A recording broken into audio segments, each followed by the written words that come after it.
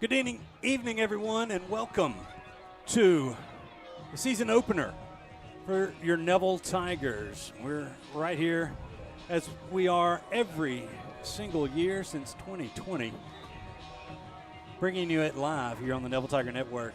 We appreciate you sticking with us. I'm Stewart Shelby. I'll be joined in the booth by our color analyst, Robert Lane, and our sideline reporter, Jason Ewing, coming up later on in the broadcast. But as we get ready to tangle with the Evangel Eagles in Game 1 of this 2025 season, last night we were able to catch up with a couple of the Tiger coaches. We're going to start off with a great interview I did with Neville Strength and Conditioning Coordinator Eric Hearnen. We're going to toss to that right now, and we'll be back with more pregame here, presented by Jim Taylor Auto Group. Stick with us.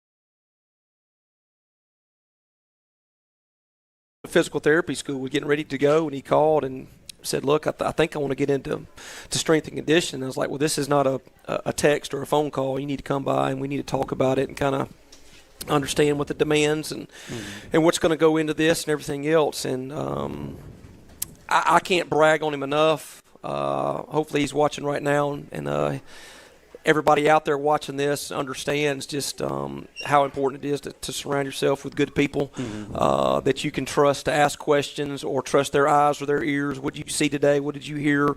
Is there something that I'm missing? Technology helps out a lot with some of the things that we use every day, but at the end of the day, I mean, if you're just in tune with the players and you watch them and you listen to them, and if they come into the weight room and they've got a lot of energy, then it's, generally pretty good. But if they come in dragging, and, there's a time to dial it up and there's a time to dial it back, and you just got to be smart and diligent about what you do. Well, you talked about technology, and we touched on this a little bit last year, but talk about some of the tools that you're using to track the progress and of some of your players that it's really some interesting and cool stuff. I think the biggest thing that the first and format is we use a system called Team Builder, which we can store all of our information on the players on a cloud. So it tracks them wherever they go. I can use it at work, on my phone. If a kid's on vacation, once we get them signed up, they can see what their workout is. And I don't even use everything that's in the program that it's set up for, but we started doing something different this year. Really, towards the end of the summer was a daily wellness check, just to kind of try to monitor how much they're sleeping, how much they're eating, how they feel mentally, how they feel physically. And you could get carried away with the number of questions you ask, but it's just information that we can see. And if it's something that carries on for a couple days, we can go to that player privately and kind of say, hey, what's going on? I noticed you're not eating. I noticed you not feel well, or anything else. And Coach Collins, I can't thank him enough. I mean, I don't think he's ever flat out told me no when I ask him for something. He might say we're going to wait on that, or let's do some more research or anything else. So he gives me a green light for what I want to do in the weight room, and I know that he trusts me. But he also, before he became the head coach, he was in the weight room with me as well, and I trust him in the weight room as much as I do on the field. The other big thing that we use is Catapult system. It's a GPS tracking system that really monitors the players throughout the week, and the way that our weeks are set up now that we're in season is going to undulate up and down, and we'll know exactly when to back off. But you've got those numbers to back up and see exactly what the workload was on the players. Everybody wants to see the top speed for the day, top speed for the game, but we can build our entire season off of practice from last year and compare it to the numbers of this year and say, okay, well, this year we're at X. Last year when we were playing Evangel, we were at Y. So we know that we're kind of putting the X and the Y plane together to understand that the kids are right where they need to be as far as mentally, physically, whether it's a hydration issue, you can go down a lot of different rabbit holes with technology, but, the best things we got is a whistle and a stopwatch. I mean, at the end of the day, that's really, just go to work. And a question I've wanted to ask you, and you and I've talked a little bit over the past few years, but maybe you got a kid that's coming to Neville or whatever else. I mean, if there's like one or a couple of things a little piece of advice that you could give a young man or even woman that's getting into athletics, getting into all that. You've been around this high school for a very long time, but I mean, what would that advice be maybe to be the best athlete and to helpful to maybe be the best athlete and person that they can become when they step on campus? I think that's a really good question. If you really do a deep dive on strength and conditioning today, from anybody from Tommy Moffitt at Texas A&M to Coach Miller, everywhere else, what you'll find is it's the people that are the best at the basics. I mean, can you hinge? Can you bend? Can you press? Can you pull? And, a lot of injuries that you see today is because players are so specific of just wanting to play one sport because they think that's the goal that's going to, or the pathway that's going to help them reach their goal, whether it's playing collegiately or whatever else. And there's a ton of really good athletes that are from our area that were multi-sport players. And I think if you are smart enough as a parent that you'll back off and kind of let your kid participate in a lot of different sports. The landscape of college athletics now and what they see on social media and everything else kind of gets them to think a different way. But there's got to be a recovery time with everything. I mean, I grew up playing football, baseball. I hate to say basketball because I kind of bounced with the ball up until junior high. And I think it allows you to participate and move in different planes, and it makes you a better athlete, whatever game that you're playing during that particular season. You just take baseball for one. I mean, you get a lot of lower back injuries because baseball is so prevalent now to where they've got to play so much. But there comes a time where you need to put your glove away, put your bat away, and go do something different.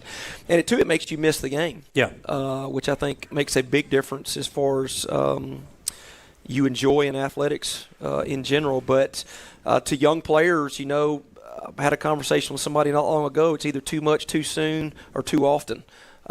They'll get engaged in an activity, whether it's even weightlifting, which weightlifting is one of the safest things that you can participate in as long as you take a methodical process and you don't try to get too far ahead of yourself and you practice it safely. Even my own kids, my son's a freshman right now, and it's a very methodical thing as far as watching them how they grow. I mean, a young kid's going to go either up and out or out and up, and you got to understand that there's a lot of things going on with those young bodies, not only from a structural standpoint, but also on the inside of changes that you can't see, whether it's hormones or anything else. So,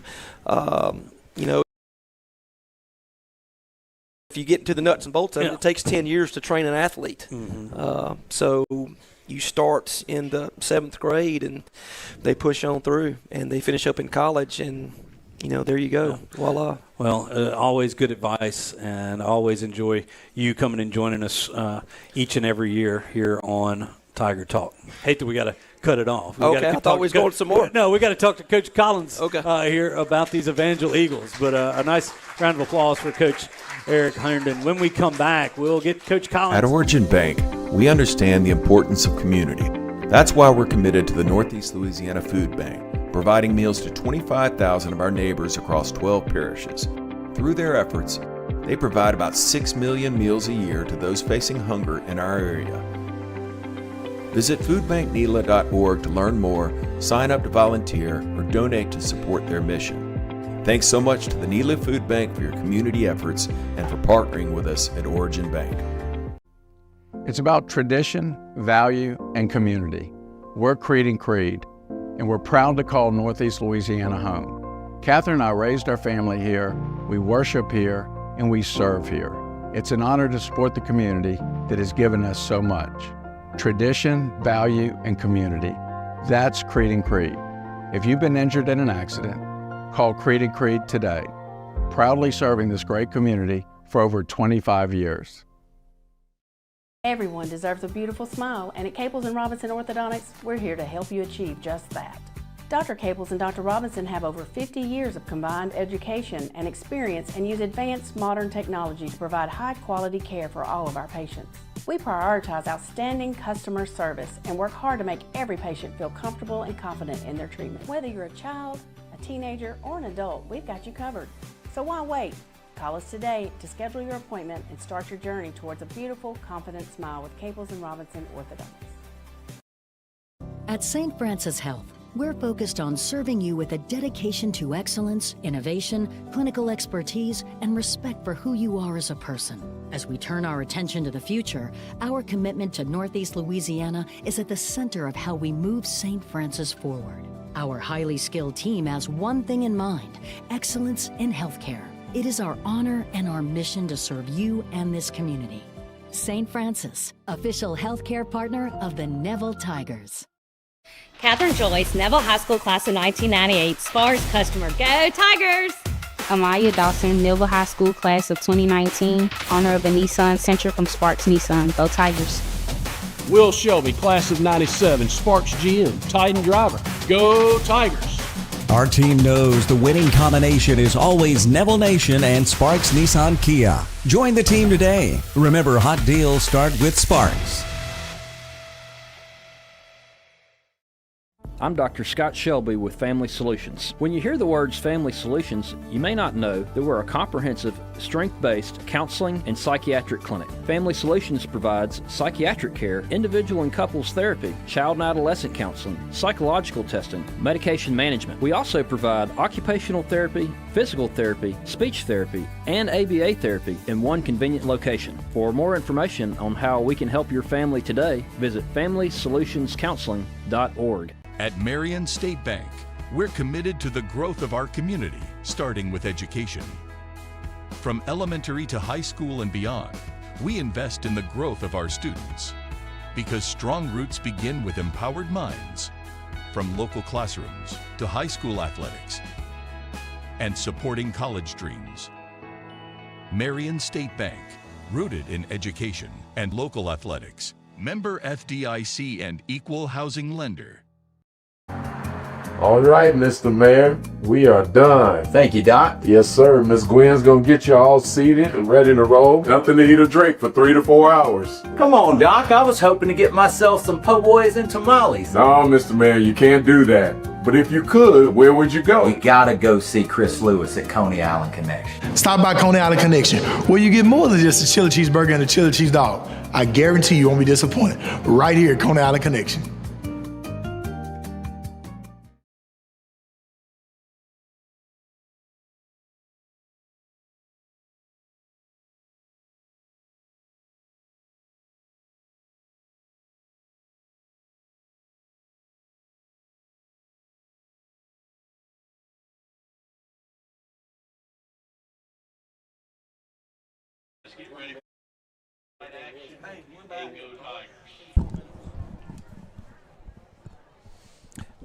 Welcome back as we await the arrival of your Neville Tigers. You see the band and the spirit groups taking the field here in the south end zone.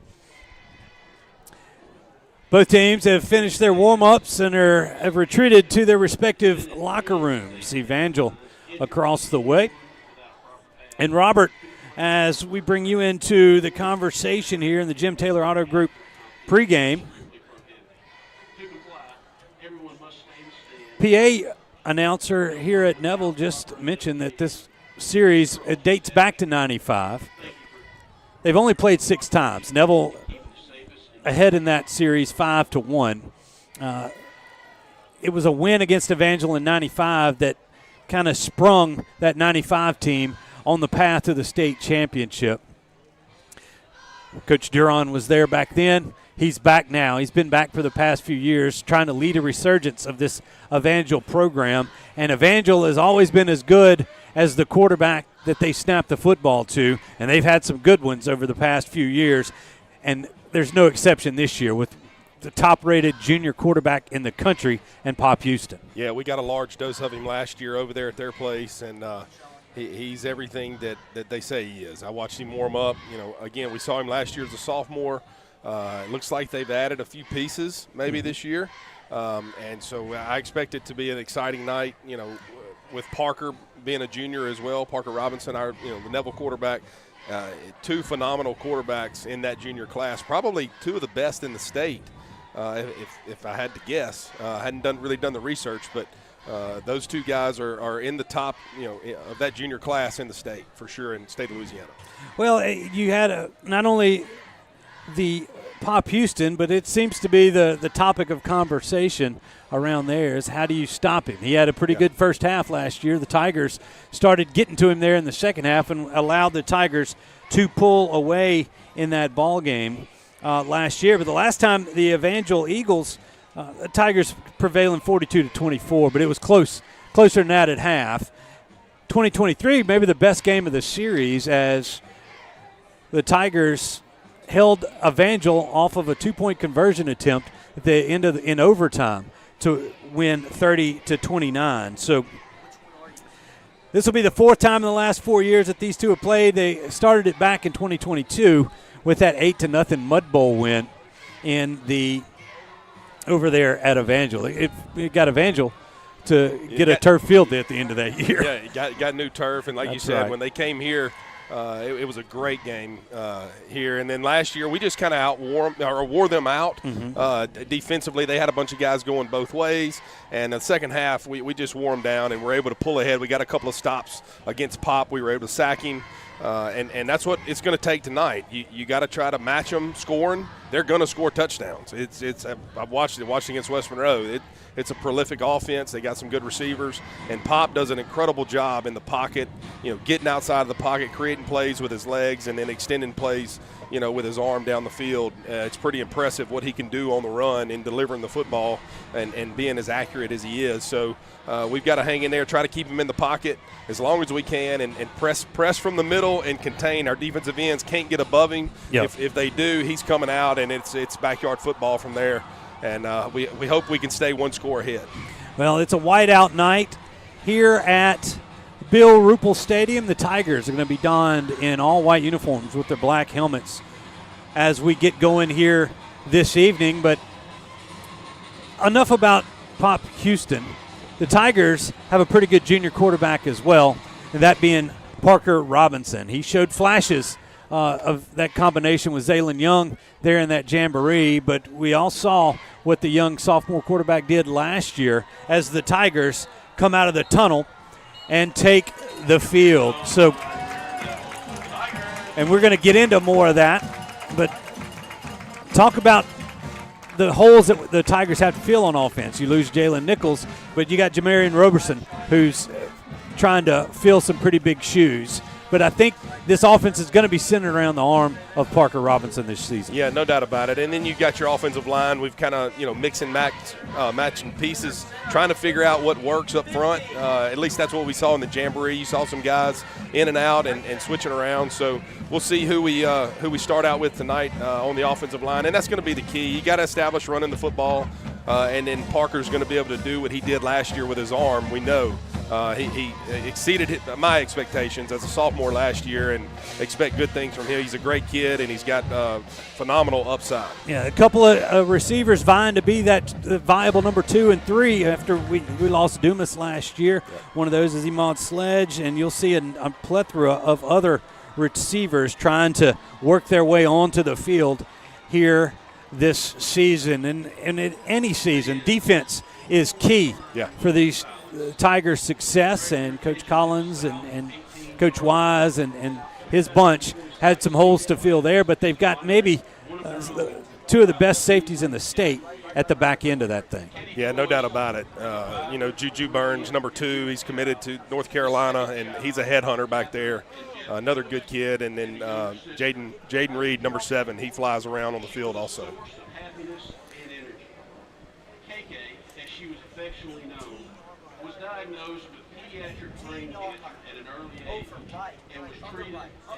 As we have a moment of silence here, we're honoring the late KK Joyce, and the Tiger family has put the KK logo on the south 18-yard line, and in honor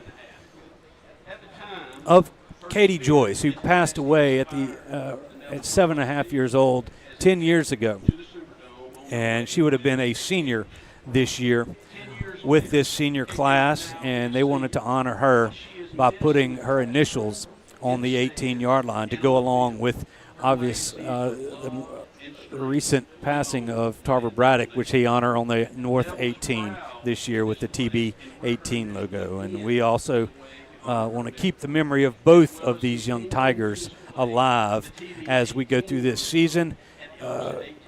After Katie's passing, it was on December the 8th of 2015. 3 days later, the Tigers captured the state championship down there, and they had KK on their helmets, and they have KK on their helmets tonight. And we're going to pause for this moment of silence to honor the families.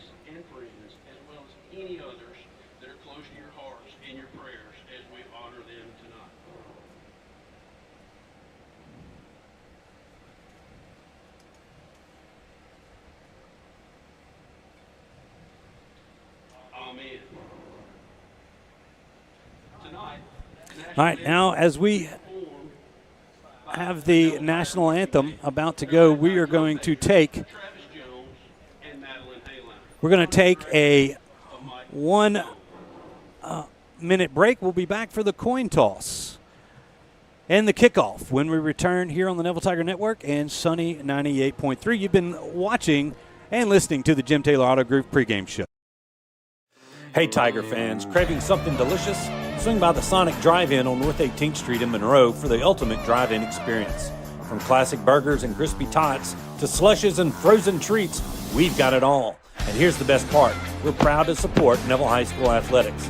Whether you're fueling up after the big game or cheering on our Tigers, Sonic is your go-to spot for great food and community spirit. Come see us today where every order supports our local champions.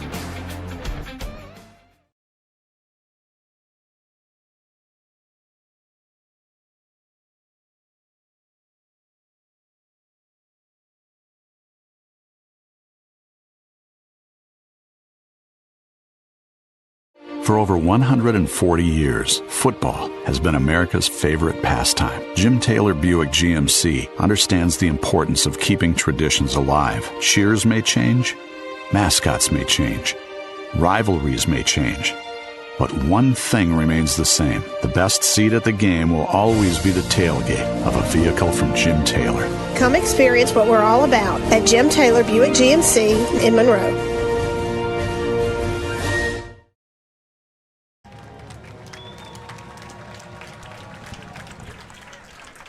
And as we return here to the Family Solutions broadcast booth, we're just about ready to kick off as we await the captains to meet on the 50 for tonight's game. For your Neville Tigers, the captains are number 73, the big left tackle, Van Martinez. Number 83, the long snapper, Davis Shelby. Number 62, the right guard, Ronald Corley. And the left guard tonight, number 76, Bennett McNabb. And as I look across the way, you've got number 58, Jackson Spear, a senior offensive lineman. You have number 1, that's Pop Houston. Number 6, Day-Day Drake, the dual threat linebacker and running back, as well as number 30, that's Ashton Dawson, another dual threat for this Evangel team. Evangel's not big on the numbers, but they have a lot of guys going both ways. As we toss it down to our Marion State Bank sideline reporter, Jason Ewing, for the coin flip.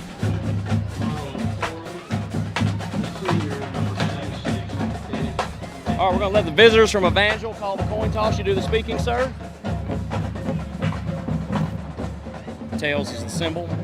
Heads is the 100. Make your call. What is it? Tails. Tails. They've called tails. I'm going to show you in my hand. Heads on the 100. You've won the coin toss. You're going to defer to the second half. They're going to take the football. Put your back on that end right there. All right, thanks, Jason, for getting that down there as the Tigers have won the coin toss. They will defend the north end zone. That's the Forsyth Avenue side of Bill Ruple Stadium. And they will kick the football off to the Evangel Eagles as we are about 1 minute away, actually about 30 seconds away from kickoff here at Bill Ruple for the 2025 football season. And if you're looking for a good football game, you got one here on Thursday night. Yeah, no doubt about it, Stewart. We're going to get to see right here our new kicker also. I believe that's River Sorrell. River Sorrell, they got Soccer. A couple of sophomores handling the kicking duties. River's a sophomore, and he didn't play last year. He's a soccer star here for the Tigers, and has played overseas, I believe, and really good soccer player. And we were able to get him to come out and kick off for us this year. And it's an added weapon if we can get the ball in the end zone and not have to cover kicks. Yeah, very, very good weapon. The officials have had their pregame prayer, and now we are ready to go here at Bill Ruple Stadium. As nice crowd here is starting to filter in here on this Thursday afternoon. We're playing on Thursday because of the officials request that all teams play a Thursday night football game in order to help with the shortage of officials. And if you want to be an official, you can go to the Louisiana High School Officials Association page, and it has all the information to try and be a high school official, and they're looking for new talent. And I know that head official Stewart Slaughter from up here in the Monroe Association would love to hear from you. Okay, now the Tigers have taken the field as they are set to kick this thing off. It's going to be number 39, the sophomore River Sorrell from the far hash mark. Back deep for Evangel looks like number 12, Carl Del Rio Pooh Coleman, a sophomore wide receiver for the Evangel Eagles.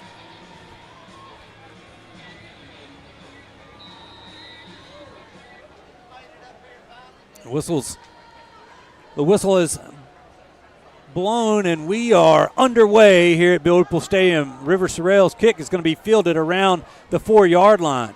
Coleman tries to make a move at around the 15, and then he's leveled by the kickoff return team for the Tigers. I believe that was number 16, Quentin Major, in on the stop for the Tigers.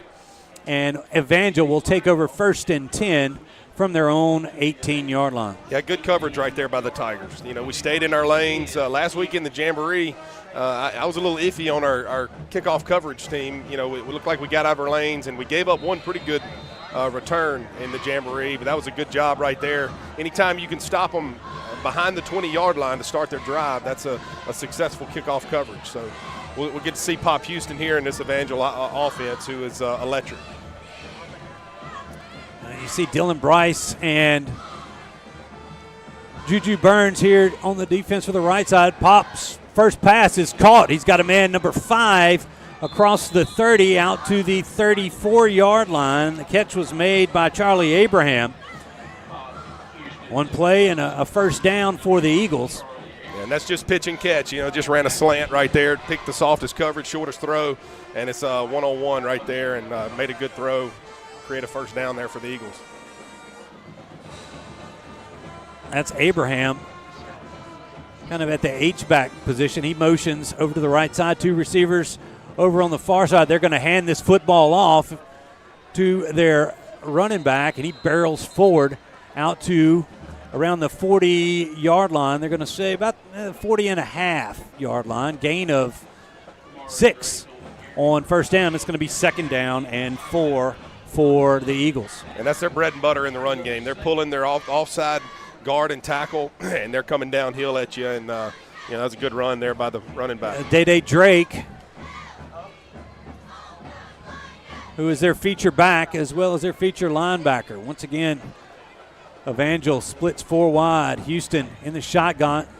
Drake to his left, and now they're going to get the Tigers and get a free first down as Jalen Watkins jumps a little bit early. It's going to move it up to the 45-yard line and give Evangel a first down. And that's what you can't give this offense is free yards, because they get them in chunks, and you want to try to make them earn every yard that they can get. So jumping off sides there, giving them a free first down is not something. We got to hold our water there on defense. All right, 1st and 10 from Evangel from their own 46. They're going to call it.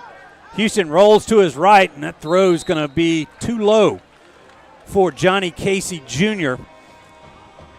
Juju Burns was on the coverage, but there was pressure from the backside there on Houston on that play by the Tiger defensive line. Yeah, trying to just throw the flat route right there, and we got pressure from the backside, forced him to throw it a little early and didn't get his shoulder squared, and threw the ball there low in the ground. And good job by the Tiger defense of putting a little pressure on it. So what we got to do is put pressure from the middle and keep him in the pocket. 2nd down and 10 for Evangel. Bring a man across the formation in motion to the left. A delayed handoff to Drake, and he is upended. He actually stayed on his feet. A good job there from Stephen Hanlon coming down and realizing that play wasn't dead. Jaden Reed stuck him at the line of scrimmage, and he flipped over him. Jaden thought he had tackled him, and fortunately Stephen was there to clean him up. He kind of popped back up on his feet, and Jaden thought he was down. Gain of 2 on the play. It's going to be 3rd and 8 for the Eagles. Here From they the go. far side hash. Now they got 3 receivers here to the near side. Pop's going to bring one of them. That's Pooh Coleman. Are they going to swing it out to Day Drake? And nice coverage there from the Tigers. I believe that was number 40. Dante Matthews in there, and no gain on the play, maybe a yard. We're going to call it 4th and 7, and the Eagles they're going keep for their it. offense out there. Yep. At 58 for Evangel, Yeah, the he's a left big tackle guy. is a large Yeah. human. So Jackson Spear, he's one of the captains. That 3rd down call was like a tall sweep. They were trying to make make it 4th and short. We were able to stop them, so we'll see what they got dialed up here on They're 4th running ball. it, and then they're going to have Peyton Houston is trying to get loose, and he is close, but I think he's going to be short. The side judge here is they're bringing them first down. First well, down. It was the far side line judge that had it at the 44-yard line, but a nice job by Houston. He kind of was bottled up, but he slipped through there and was able to get just enough to keep this drive moving for the Eagles. So in Tiger territory is Evangel from the Neville 44-yard line. And that's just quarterback run. That was a designed quarterback run. He faked to running back and got up in the line of scrimmage and was able to get the first down. Good call right there. I love it. You got to use the quarterback to run the football in high school to keep drives alive. 1st and 10. Now Trips receivers stacked to the left side. They're going to hand the ball to Drake. He's got some running room, and he's in the backfield, and a couple of missed tackles before finally being ridden down by number 10, Eli Aaron. Was that 10 or 18? I think that was 18, rather. Max Carter. Yep. And Max Carter with a touchdown saving tackle. Yeah, and got to be more physical in the secondary right there. We got to come up and hit him. We had guys there and just kind of arm tackled. And Day Drake is not somebody that you can arm tackle. I mean, it's a good-looking running back right there. Big guy. All right, 1st and 10 from the about 13 or 14-yard line of Neville. Houston, once again, hands it to Drake. He's barreling forward, and he's going to be close to another first down, a gain of 9 on that one. And it'll be 2nd down and 1 from the 6 for Evangel.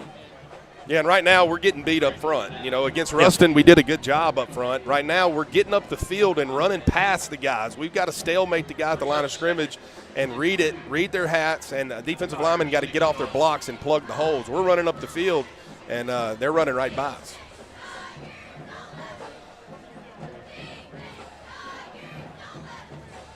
Evangel in all red.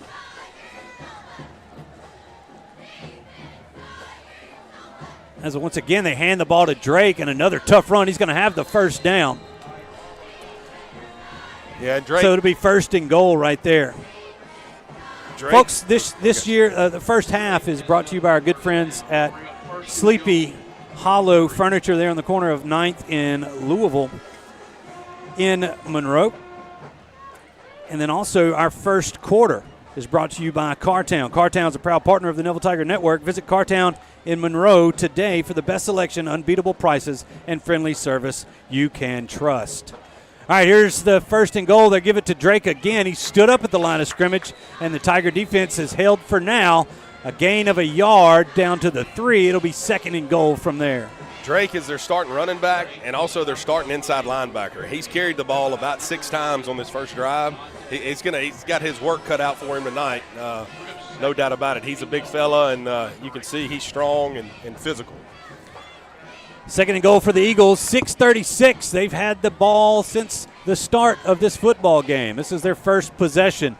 Evangel turns, hands it, and I don't know if Drake still has it or Houston, and I think it was Drake as he ran into a wall of Tigers at the 3-yard line. No gain on the play. It'll make it 3rd and goal from the 3. Yeah, they tried to run the old-fashioned dive out of the wing tee right there and just try to overpower us, and Neville's defensive line did a good job. They won their one-on-one and stopped him there for about maybe a half a yard loss. They actually, it looks like they gained a yard. Or maybe on there. But either way, it's 3rd and goal from the 2. Forward momentum, I guess they gave it to him. Now a whistle Timeout. Hydration. Hydration timeout here at the 6-minute mark. So we'll take one, too. We'll be back in 30 seconds with more Neville Tiger football. No score from Ruple Stadium.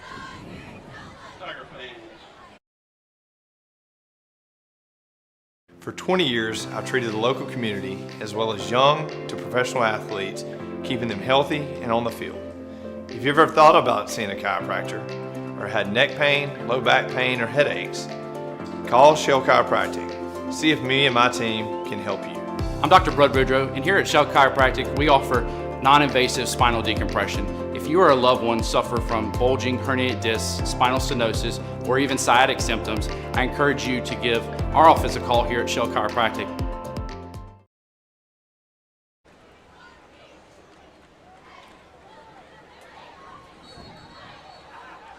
Well, Robert, as we return to the Family Solutions broadcast booth here at Ruple Stadium, a team like Evangel move it up and down the field in bunches, right? But it kind of gets tough sometimes when they get inside that red zone, when the field shrinks a little bit. Yep. Right now the Tigers have a chance to thwart them again. It's 3rd and goal from the 2, and they go to a power formation. There's 2 running backs in the back, and they're going to hand it to the big man. That's number 30, and he's going to barrel his way in. That's Ashton Dawson, defensive lineman / fullback. And the Evangel Eagles have struck first here this evening. Yeah, Tigers did a good job. I mean, we created a 4th and long. Got to get off the field. So, credit Evangel's offense for converting the 4th down and keeping the drive alive, and then getting down there and inside and punching it in on 3rd down. So we'll see what Neville can do when they get the football. It's like it's number 18, A.J. Robinson, set to kick for the Eagles. There's the snap. The kick is up, and I think it's no good. It's wide right. So with 5:57 remaining in the Cartown first quarter, Evangel 6, Neville nothing. We'll be back in 30 seconds with more Neville Tiger football. Hey, it's Misty Hodge with the Hodge Baruki Group, coming live to you from Bill Ruple Stadium. In real estate, just like in football, you need a winning game plan. And at the Hodge Baruki Group, we call the plays that get you to the goal line. Buying, selling, or dreaming, let me help you score your home this season. Go Tigers! At Nukes, Southern hospitality runs deep. From premium ingredients to bold flavors and big portions. Like our strawberry field salad for $9.29. Or try our new steak lineup. It's comfort with character. Nukes, extra with every bite.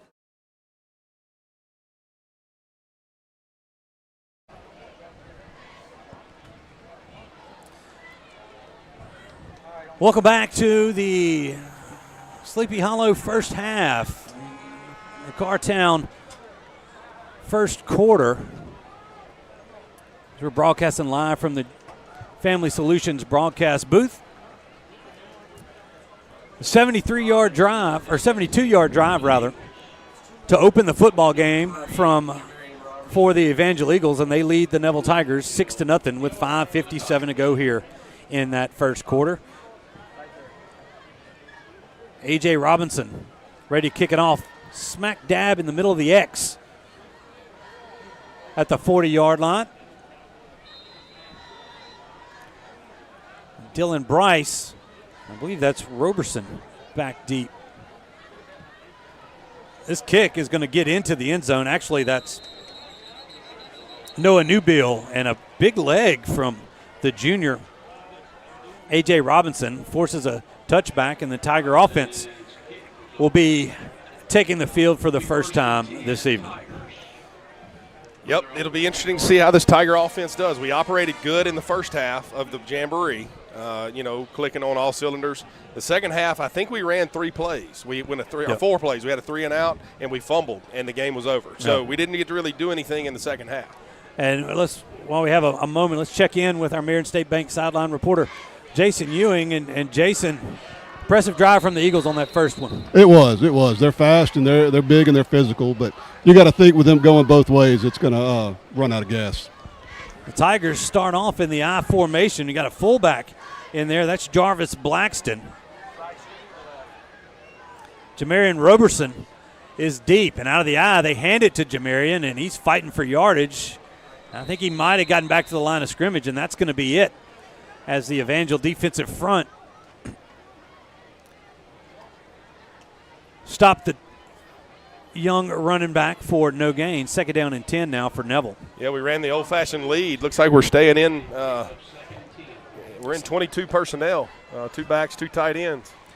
Now they turn and hand it to the fullback.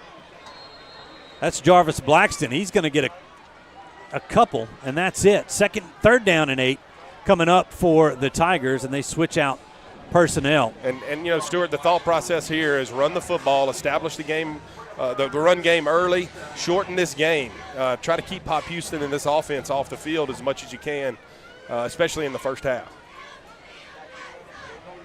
You got to be able to convert on 3rd down. Roberson is out of the backfield. They've got a man deep down the field, and he can't catch it.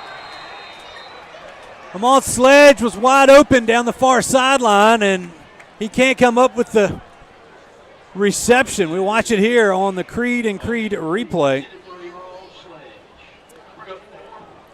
That's one that hit him right in the hands. You got to come up with that in games like this, and that's a touchdown, you know. The Tigers are going to have to punt it away. 4th and 8 here. That's going to be Sorrell handling the punting duties.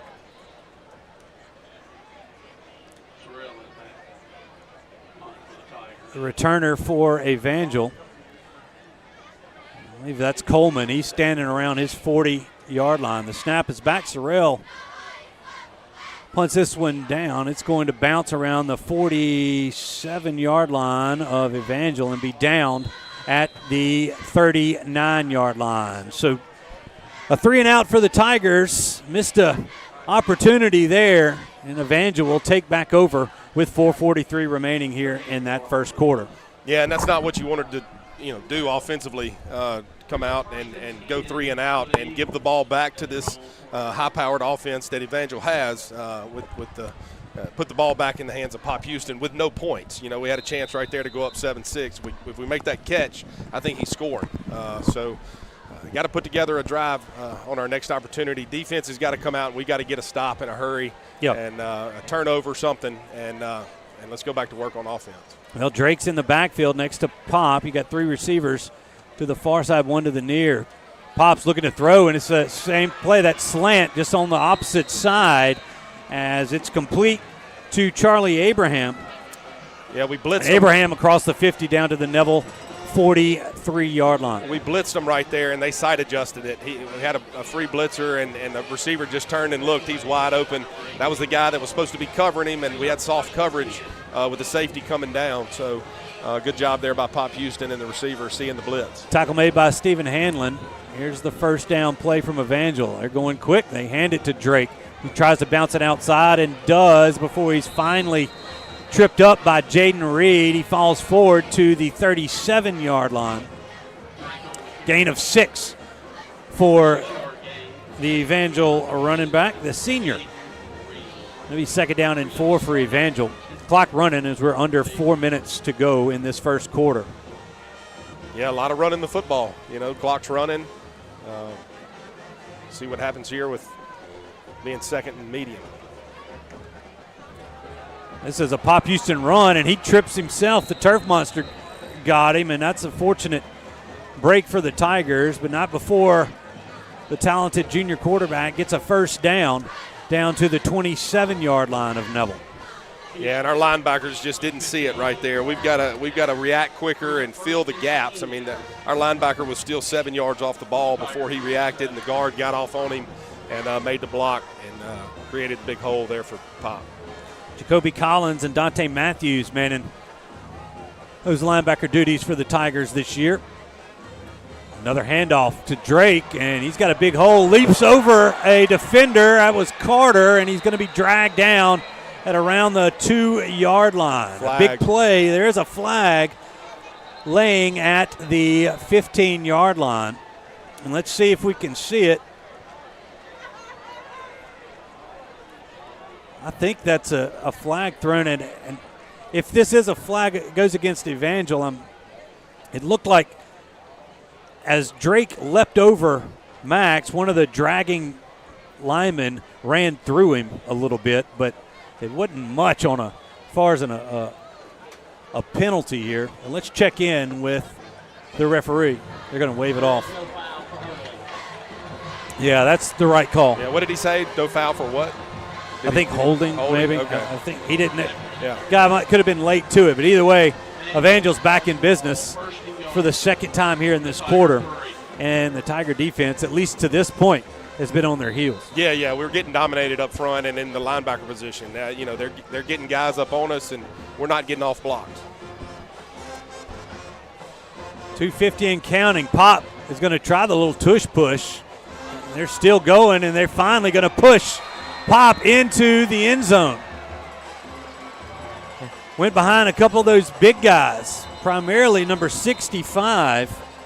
Yeah, Neville's got a man down. Sterling Boyler, and there is a man down there on that play as we watch it here on. Let me see if I got the number. That's going to be Malik Grayson who's down on that play, and that's been one of the. Technically, it should have been a penalty because offensive lineman went low on him, and he had a guy engaged up top, and that's dangerous. And he rolled him up? Yeah, rolled him up on his knee. Let's see if they're going to be able to assist Malik. Definitely don't want to see anybody go down, especially early in the season. No. But that young man had a lot of promise, into this season. Yeah. Let's just hope that this is just a minor injury. But they're checking him out there. But another touchdown on the board for the Eagles. 2:42 here. In 2:42 left in the first quarter. They're still tending to Malik there on the sideline. Okay, so there's an injury on the field. We'll keep it here. Let's check in with our Marion State Bank sideline reporter, Jason Ewing. And Jason, did you see anything down there on that play? Well, the linebackers are like they have their feet in cement. They're just they're not reacting very quickly, and it's allowing the guards and the tackles for Evangel to get up to the second level and kind of seal it off. And it's still early. They just see what happens. Well, as a hush has fallen over the crowd here at Bill Ruple. Yeah, it looked like he was standing up, trying to force the guard, and the tackle dove straight down into his legs. Yeah. A little chop block. Yeah, that's what it looked like here on the Creed and Creed replay. They're still tending to Malik.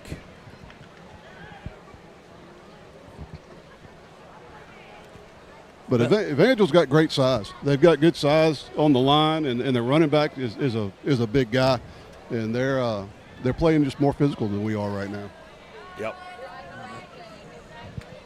Well, as they continue to tend to this young man, let's take a break. Yeah. We'll take a 1-minute break. An injury timeout here as we step away. We'll be back with more Neville Tiger. Well, make that a 30-second break. 30-second break. We'll be back right after this. Sleepy Hollow Furniture and the Falk family proudly support our Neville Tigers. Just like the wide variety of athletics and academics Neville excels in, Sleepy Hollow offers your premium mattresses and adjustable bases. Every kind of home furniture and just in time for your favorite season. Quality in-stock patio furniture ready for the big game. Come shop your Neville Tiger family at Sleepy Hollow Furniture.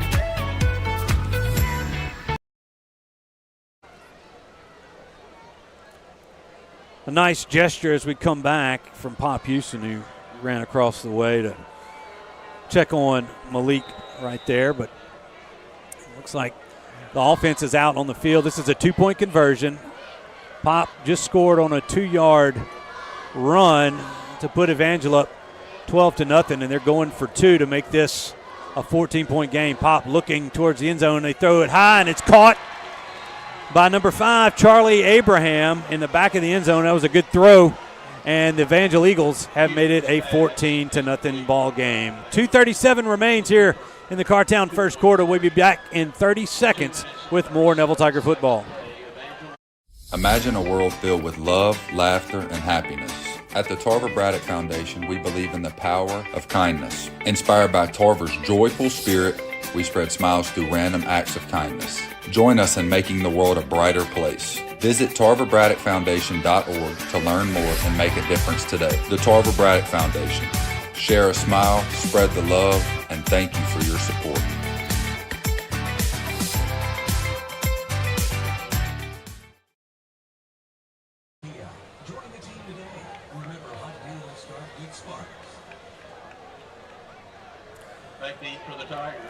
All right, back to the Family Solutions broadcast booth. Evangel off to a hot start here at Bill Ruple Stadium.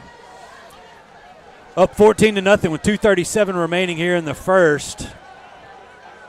Noah Newbill and Dylan Bryce back deep to receive the kick from number 18. You're not returning that. A.J. Robinson, and that one's into the end zone again, and the Tigers will take over on their own 20-yard line. Yeah. Robert, Tigers had an opportunity there in that first drive to bust a big one, but they've got to get something going to get back in this football game down early. This is what I expected. You know, it's going to be a shootout. We've got to get going on offense. You know, you cannot go 3 and out with this you got to answer. You got to answer. It's what we did last year. We hung around long enough, and then you get into the second half, and you can, you know, maybe get up a score and win the football game. But we've got to have a drive right here with points. Robinson from the shotgun. J-Rob, that's Jamarian Roberson. Now to his left. Tigers with an extra lineman. They're going to turn, hand it to J-Rob. He makes the first man miss, but the second man was there and it limits him to a short gain. We'll call it 3, 2nd down and 7 now for the Tigers. Yeah, and offensive line, we're letting guys get off our block. We did it against Ruston, and we've got to stay on our blocks and create these lanes a little longer. Robinson rolling to his right. He's got a man. That's Sledge, and the caught is made at around the 32-yard line. That's going to move the chains for the Tigers. The first time we get to say a Sonic drive-in first down for the Neville Tigers. Yeah, just a sprint out right there and through the hitch for the first down. Good catch. The throw was a little high, but good catch there by Sledge. Zaylin Young split out to the right side. They're going to go play action. Now Parker going to run it, and there's nowhere to go. He's cut down by number 16, Ethan Mandigo. And a loss on the play of about 4. So 2nd down and 14 for the Tigers. That was a designed run for Parker. I don't know. He mishandled the snap a little bit, it looked like to me. Tigers going quick.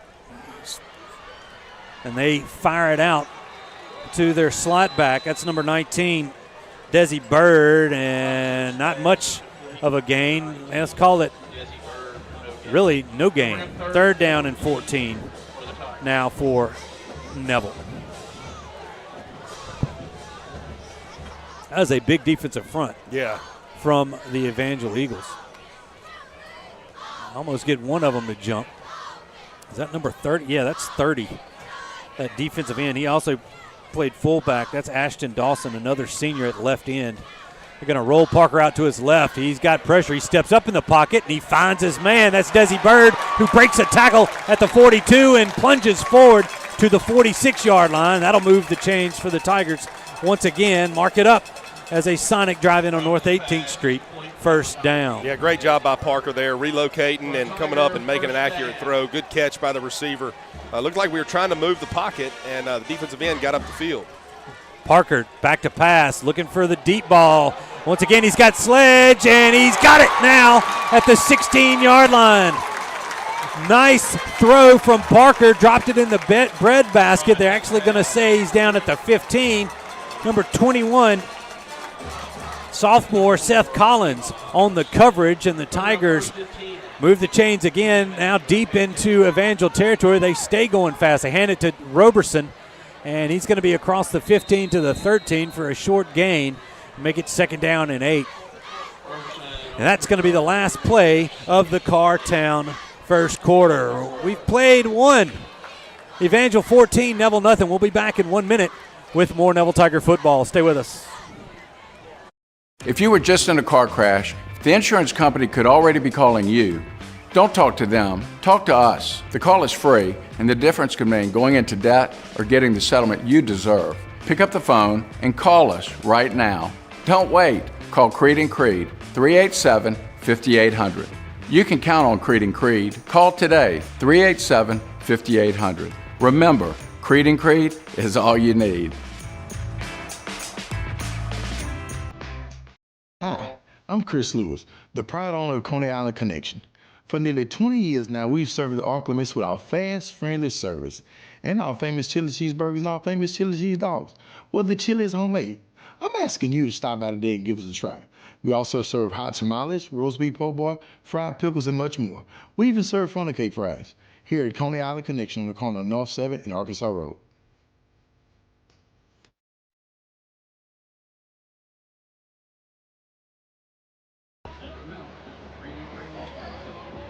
We're back here in the Family Solutions broadcast booth. We switch ends of the field. The Tigers now heading towards Forsyth Avenue.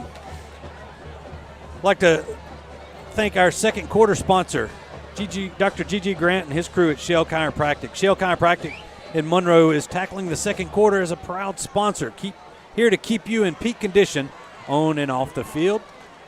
Thank you, Shell Chiropractic. All right, 2nd down and 8. First play of the second quarter, Tigers trail by 14. They hand it to Roberson. He makes a man miss and plunges into the heart of that Evangel defense down to the 7-yard line. He's going to be about a yard shy of the line to gain for that first down. Going to bring up 3rd down and short for the Tigers as they are now in the J. Papa's red zone. They hand it to Roberson again. Tigers moving quick, and now they have a 1st and goal from the 3. So, thanks to Jonathan Perry and the gang there at J. Papa's. I'm sure there's a few of them watching it. Yep. Right now, and a quick handoff. Did he get in? They're going to say no, just short the half-yard line. Tigers wanting to move fast. Oh, referee just fell down. Once again, we got a referee, and he's back up. The referee down is back up. Parker Robinson from the shotgun. He takes a snap. They're going to hand it to Roberson, and now he's going to cross the plane into the end zone. Touchdown, Tigers. Van Martinez had a guy locked up in the back of the end zone, blocked him into the cheerleaders. Yeah. But that one, a nice drive when the Tigers needed one, capped off by a 1-yard plunge by Jamarian Roberson, and there's an Evangel Eagle down on the turf right around the 3-yard line as the trainers go out to tend to him. That score coming with 11:06 remaining here in the Shell Chiropractic second quarter. Yeah, great drive right there. Tigers needed that. You know, it kind of gets you going, gets our offense sweating a little bit. Yep. You can see a little fire in their eyes. You know, we go 3 and out on our first drive. We miss a potential long touchdown catch, and we allow Evangel to get up 14-6. So now we're playing from behind. It's time for our defense to step up. Yeah, got to have a stop. Got to have a stop to answer. And I still don't know the number of that young man, but it looks like he's going to be up and off on his own power. 50. That's number 50. Kyron Gordon, a senior defensive lineman for Evangel, and we just hope that he looks like he's moving okay coming off the field. So we're glad that doesn't look to be serious. All right, here we go. It's number 38, Rex Parker, set to kick the extra point for the Tigers as they break away from the swinging gate. There's the snap. The kick is up, and the kick is good. 11:06 remaining in the second. Tigers have cut the lead in half. It's 14-7. Evangel will be back in 30 seconds with more Neville Tiger football. Call David's Mobile Detail and Power Wash for all your detailing and power washing needs and soft washing capabilities too. They detail cars, trucks, ATVs, UTVs, boats, and even planes. They offer commercial and residential hot water power washing on nearly all surfaces, including concrete, wood, and stucco. Give them a call, 547-3233, or visit them online at davidsmobiledetail.com or stop by 2501 Washington Street in Monroe. David's Mobile Detail and Wash, proud supporter of Neville Tiger football.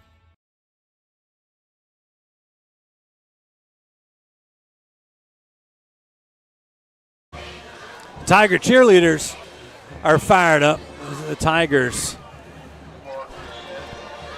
put points on the board for the first time. Good drive for the Tigers. A mix of both the run and the pass right there, and it drives them down there. Jamarin Roberson getting his first touchdown of the season, a 1-yard plunge to make it 14-7 in favor of Evangel. And here's Rivers Sorrell now kicking towards Forsyth. That looks like it's number 4 back there. DeMarcus Evans set to receive it, but he's not going to have a chance as Sorrell puts it in the end zone, and the Evangel Eagles will start at their own 20. There's the leg that we know he has right there. Not much. It doesn't look like there's much wind out there. No. But every kick we've seen towards Forsyth has gone into the end zone. Yeah, it sets up good for the view. It's like a golf shot, you know. But that was a good kick. You know, start on the 20.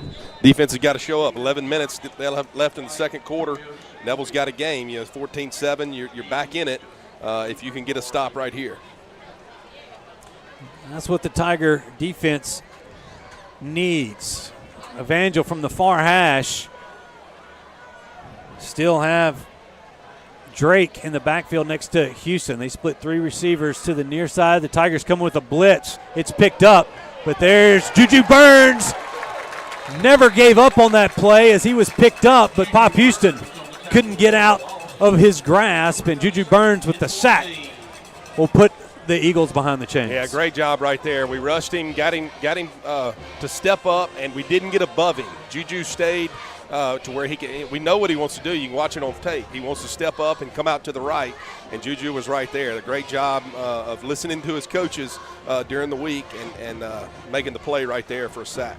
Second down and 15 now for the Eagles. They bring in an extra, or actually just a slot receiver. They're going to move him across the formation, and they run into each other as Drake and the ball carrier. They tried the little forward toss. I believe was that number 4? Yeah, it was, I believe, number 4, DeMarcus Evans. And that was a heck of a collision. They're going to lose a couple back to the 15. Did he run into an offensive lineman? No, he ran into Drake, I believe, Drake coming may have out. gone the wrong way, and that was a collision, man. And they're going to bring Drake out of the football game. And now they're going to go empty. Yep. As it's third down and 16 now for the Eagles. We got to watch a draw here. It's going to be backyard football. They're going to bring a man across the deal. Now they're going to have delay a game as a flag dropped.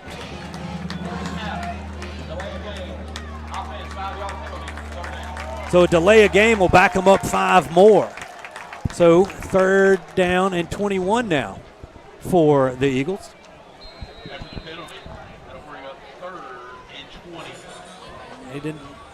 Evangel did make a personnel change there. It's number 24 I see in the backfield. That's Broderick Lofton. Looks like they're running the same play. Now he gets set out to the right.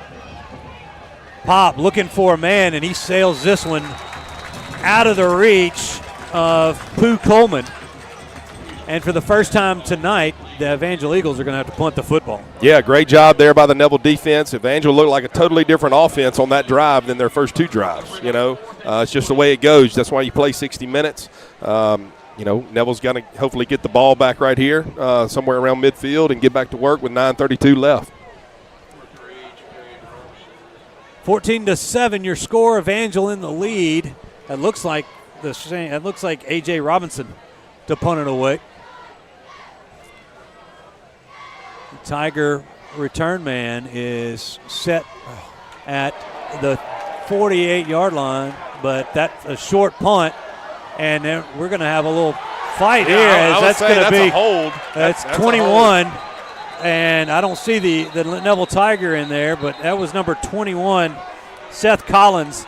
It's the second time I've seen him being aggressive, and the officials were right on top of it. We'll wait the call, but this one should give the Tigers some extra yards tacked on to the end of that punt. You see here on the Creed and Creed replay. Let's see who that is. That number 11? Yeah, that was Greg Smith. That was pinned to the ground. That was definitely a hold. If you're looking at it, we'll just see what they. But it would have been holding on Neville because he's blocking, but it was the Evangel guy. He was trying to get out of it. Let's check in with the referee. Yeah.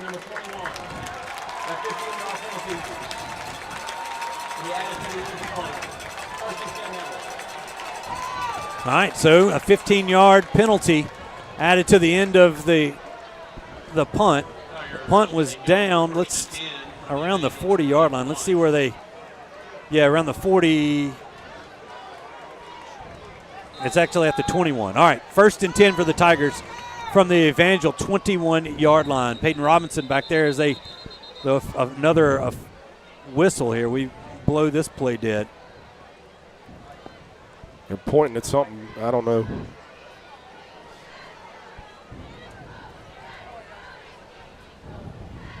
The officials are discussing something. We will see what comes out of this.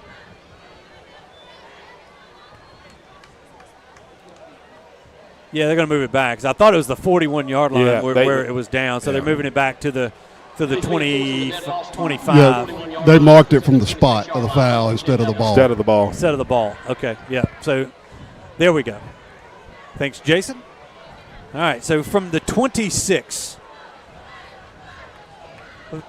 of Evangel, the Tigers will start this drive. 9:21 to go here in the second quarter. Tigers trail Evangel by 7.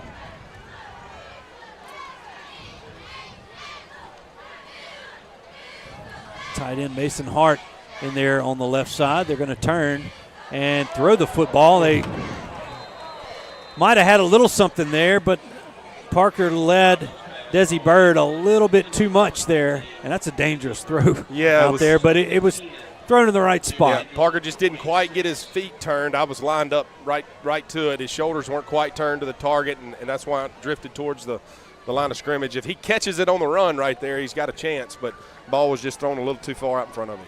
All right, 2nd down and 10 for Neville. You see Zaylin Young sliding in there.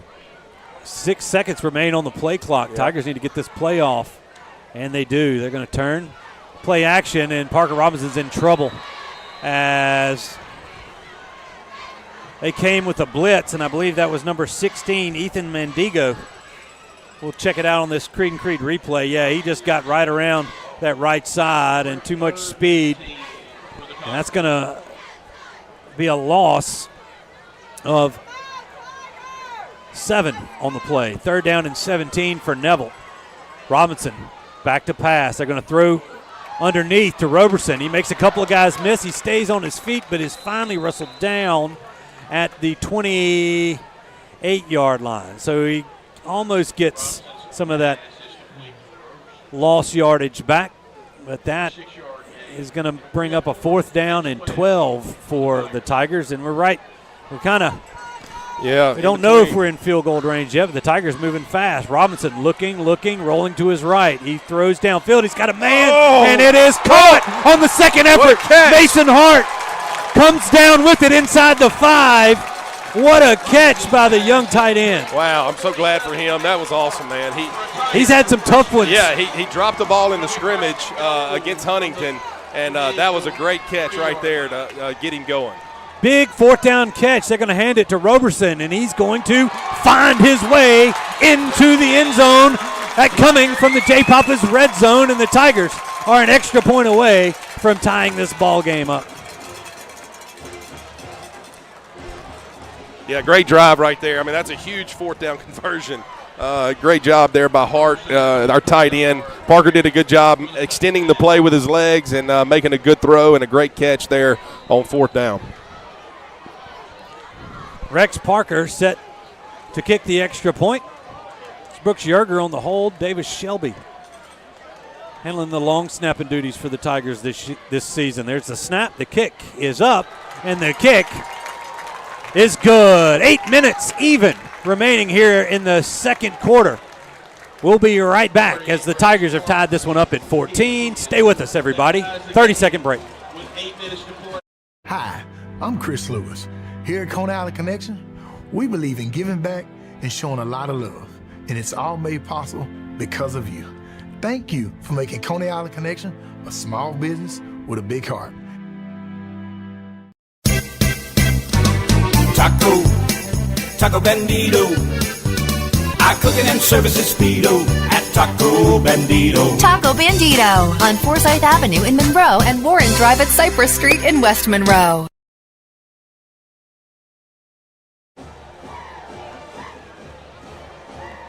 Well, the Tiger cheerleaders are excited as the Neville Tigers have stormed back to tie this football game up at 14.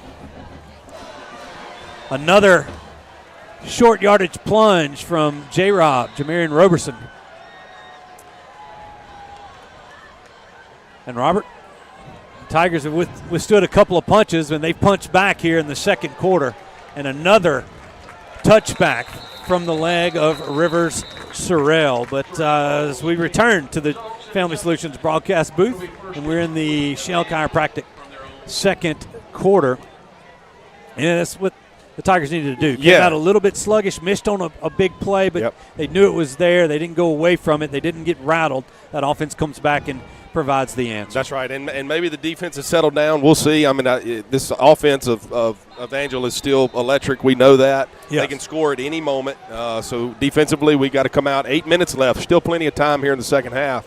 Got to come out with a stop and get the ball back in our offense's hands. Not wanting to jinx anybody, but Evangel, Houston, they haven't made any big plays. They've been a couple of it's been long extended drives. Yeah, they've had long extended drives and just keeping those drives alive. Here's Houston. Drake back in the backfield. He's going to go play action and keep it himself. Not much room for the junior quarterback. A yard is all he's going to get. 2nd down and 9 now for the Eagles.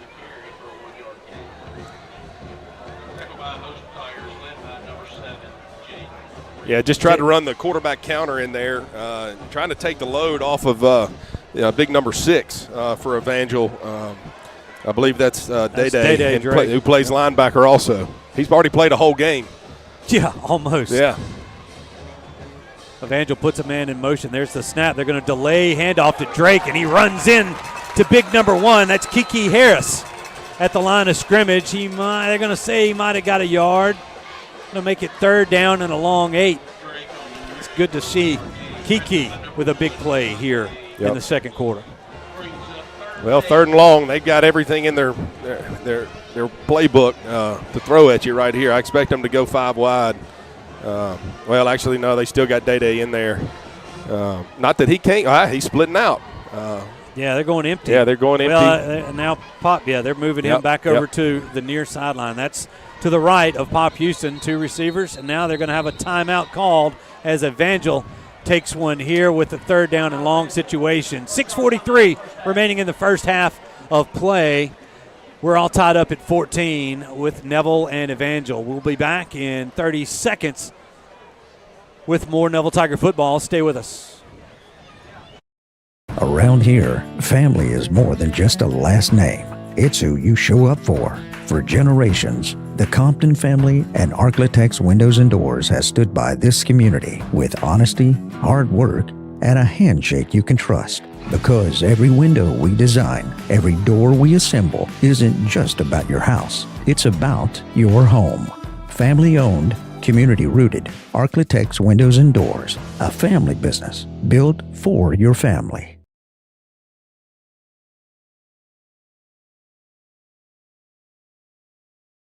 Back in. All right, as they say, that's a good news as Malik Grayson is back on the field after that first injury. That looks like maybe a illegal procedure. But either way, the Tiger defense is there to cover up that completion as Pop looks to the far receiver on this little wide receiver screen. I believe that was number 5 on the catch, Charlie Abraham, and 4th down and 4, and I don't see a change out of personnel. They called that play a screen on 3rd and long right there to make it 4th and medium. Definitely looked like one of those receivers started towards the line. There was no doubt about it.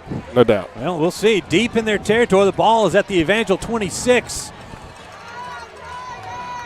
Pop directing traffic, empty backfield here. Do they try to draw the Tigers off sides? And now, I believe Evangel, did they call it 6-minute hydration timeout? Okay, we've reached the 6-minute timeout, so we'll take another timeout here. We're all tied up at 14, 6 minutes remaining in the first half. We'll be back in 30 seconds.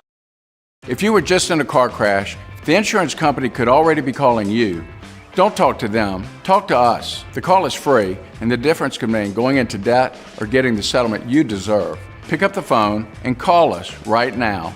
Don't wait. Call Creed & Creed, 387-5800. You can count on Creed & Creed. Call today, 387-5800. Remember, Creed & Creed is all you need.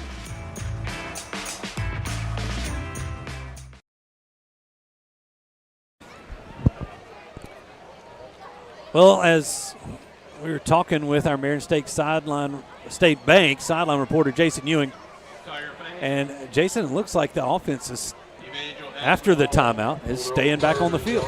Yeah, like Robert said earlier, they ran that little 4 or 5 yard play screen to set up this 4th down play. All right, 4th and 4 for the Evangel Eagles. Do they take a shot? We will see. Houston alone in the backfield. They try the hard count, and then they're going to run it. And Houston is met at the line of scrimmage, and he's going to go nowhere. No gain on the play, and the Tiger defense steps up, and the offense will take the field with some great field position. Yeah, honestly, right there, I can't believe that they ran Pop again. They did that last 4th down, so, the Tigers, I'm sure, got coached up. Hey, next 4th down, they go empty. You got to expect Pop to run the football, and defensive line did a good job right there. Kiki Harris slid over off of his block and had a great stop there and plugged that hole, and the Tiger offense is back out there. 1st and 10 from their own 26-yard line. They're approaching the J. Papa's red zone, but they're not there yet. They're going to hand this to Roberson, and he's going to fall forward for a couple.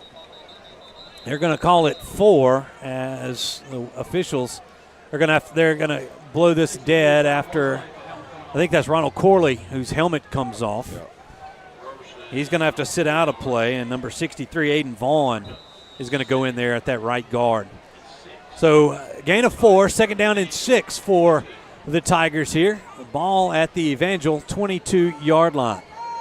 5:35 remaining in this first quarter of play, and Roberson looking for a little running room, and wasn't much doing there on that right side.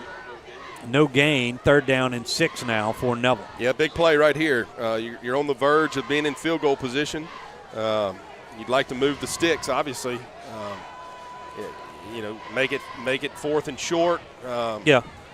You plan on going for it. Coach Collins talked about it on Tiger Talk, trying to get the ball in the end zone when you're down this close. There's Robinson. He's going to try to run it himself. He avoids the first pursuer, but he's going to be brought down basically for no gain after a long, long run, and Parker shaking that one off as he goes back to the huddle.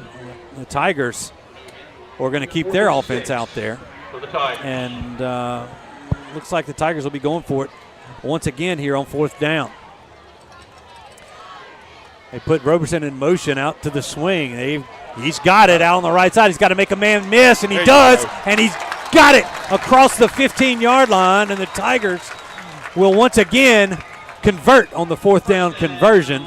A Sonic drive-in on North 18th Street. 1st down, and there's a man down for Evangel on that far sideline. And as you see the Tiger offense kind of come off, I didn't see the number of the young man. He's getting up there under his own power on that far sideline.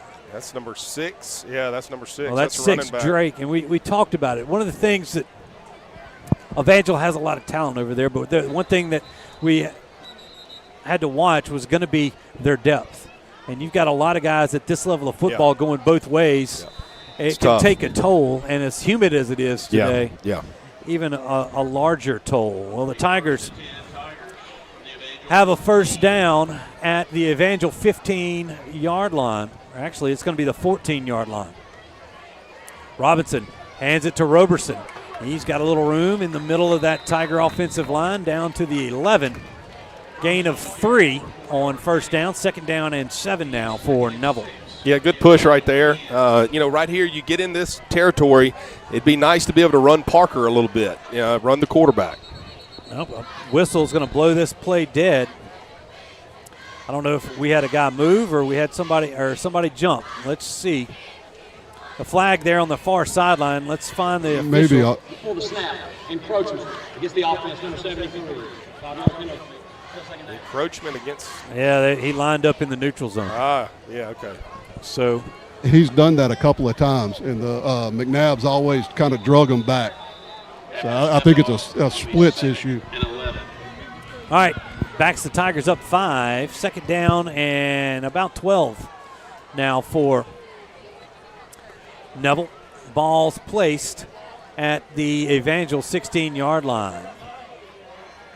So again, they rotate Roberson out. They could try to back shoulder throw, and they were looking for number 4. That's Iman Sledge. Looked like he might have was trying to come back from it, and he wasn't able to make it. It was a good throw. They're probably reading that. If the corner is on top of the receiver right there, it's automatic back shoulder, and it looked like it was that. The receiver just didn't quite adjust.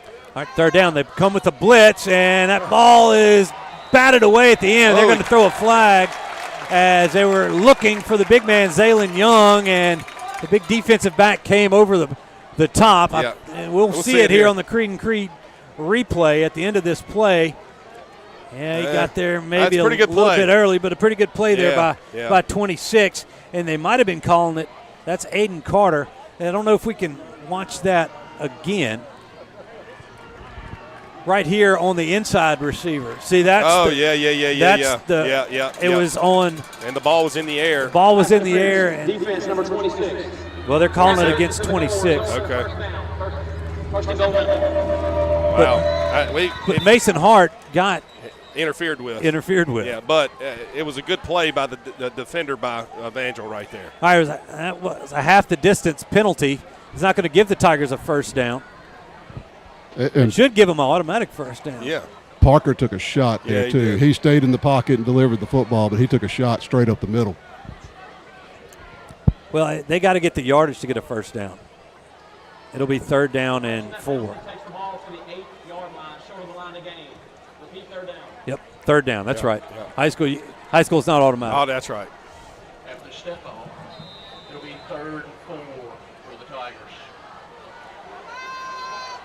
All right, 3rd and 4 for the Tigers. Parker looking to throw. They're going to swing it out to Roberson, and he's got it complete across the 10 to the 9, but it's going to actually maybe lose a yard as the Tigers are going to switch out uniforms here. They're not going to tempt fate again on 4th down and try to go for the points here. From the left hash, Parker is going to set the tee at the 16-yard line. This will be a 26-yard attempt.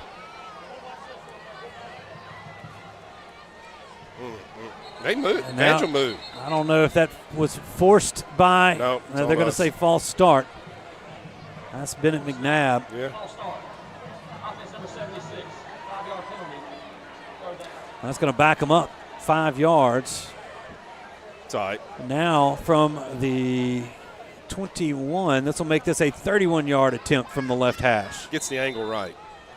Sometimes you're too close, when you're on the hash. Once again, Parker steps it off. There's a snap. The hold, the kick is up. And the kick is just a bit left, so the Tigers come up empty on that drive after being gifted some great field position.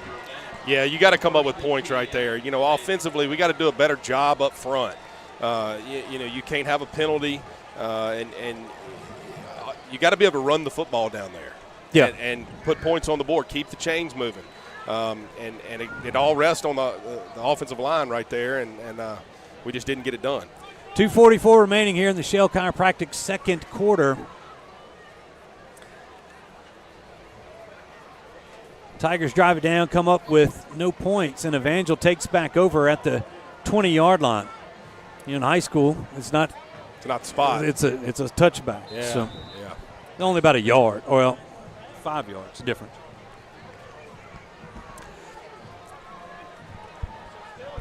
And the Tiger defense has kind of turned the corner here.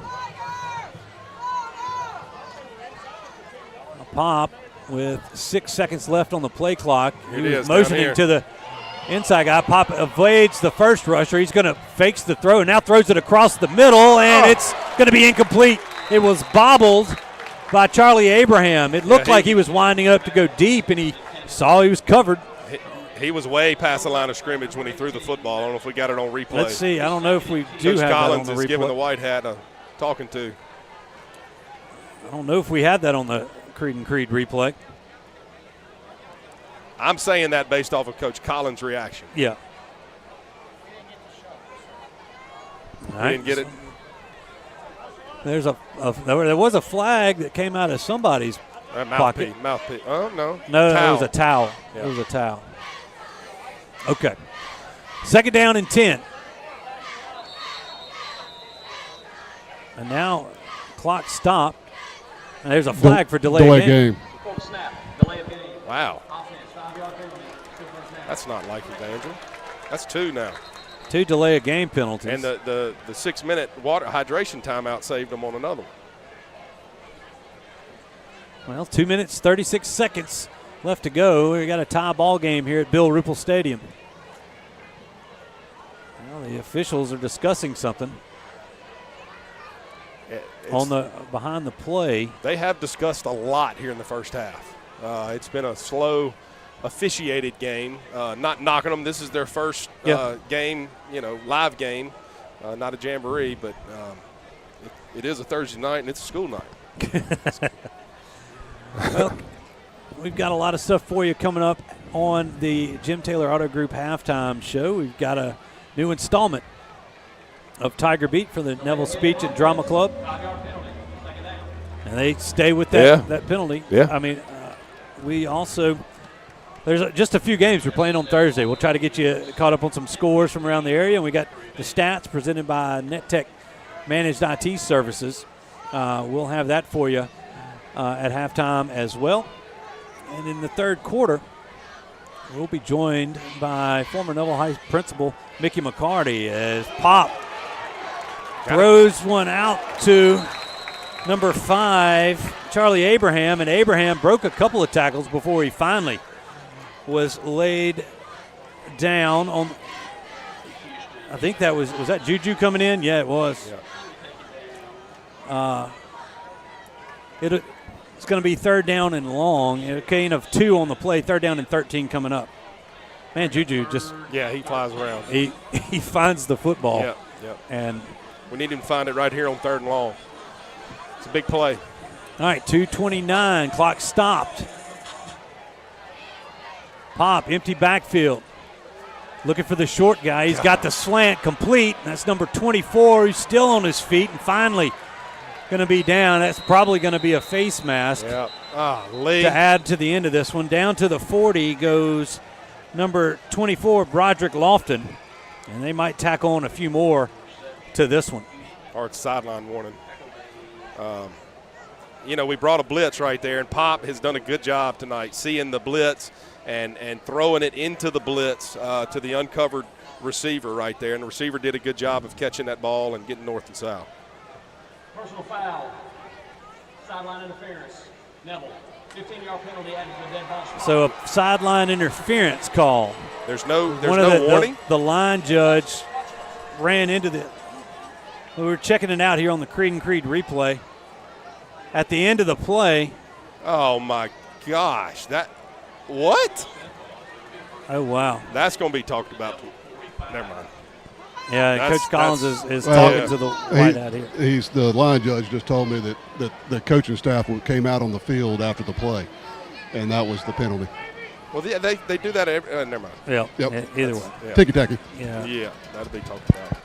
And they haven't been blown back in to play, as Coach Collins is not happy. No, I wouldn't be either.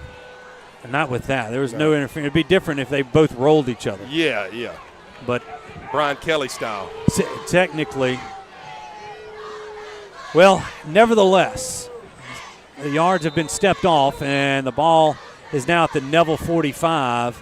Pop Houston with Drake back to his left. Houston's going to roll to his left. He's going to throw it deep, looking for a man, and we've got 2 flags come out as Greg Smith is – I thought he did that. Actually, a pretty good job of turning his head back. Yeah. There was some contact early in that, but it was in between the ball, and we'll see here on this Creed and Creed replay. Defense, number 11. I mean, there was maybe some face guarding there. I mean, we had one down Let me here. say this. I got to say it. They teach it wrong. I don't know why. It's throughout high school football and college football. We had a chance to intercept that ball. But we throw our hands up and we don't look for the ball. You have to become the receiver right there and catch the football. Instead, we get a pass interference, and it's no shot at any – they do it – you see it all the way through college and high school football, and I don't understand it. Back-to-back penalties have advanced the Eagles to the Neville 30. 2:06 remaining in this one. Houston looking to throw, looking to his left, and that ball is going to be incomplete. Well covered was Johnny Casey Jr. by Dylan Bryce. Yeah, good coverage there. Dylan, that senior corner from Dylan. He stepped in front, and if that ball wasn't high, had a chance to pick that ball off. Yeah, good coverage there, and had his eyes to the quarterback. And right there, Pop just was late throwing the comeback right there. It's got to come out earlier. Second down and 10, 2:01 remaining in this first half.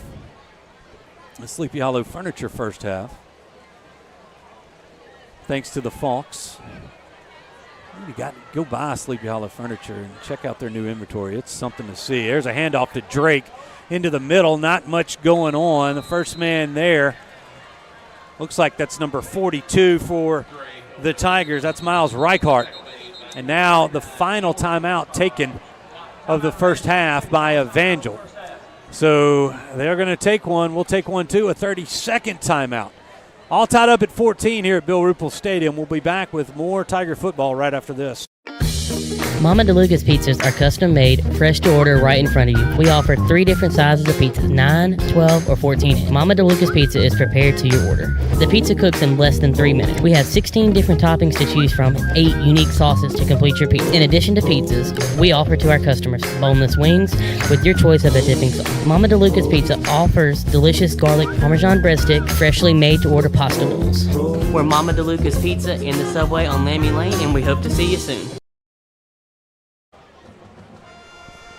Well, that's the last time out for Evangel here in this half. As we return to the Family Solutions Counseling Center press box.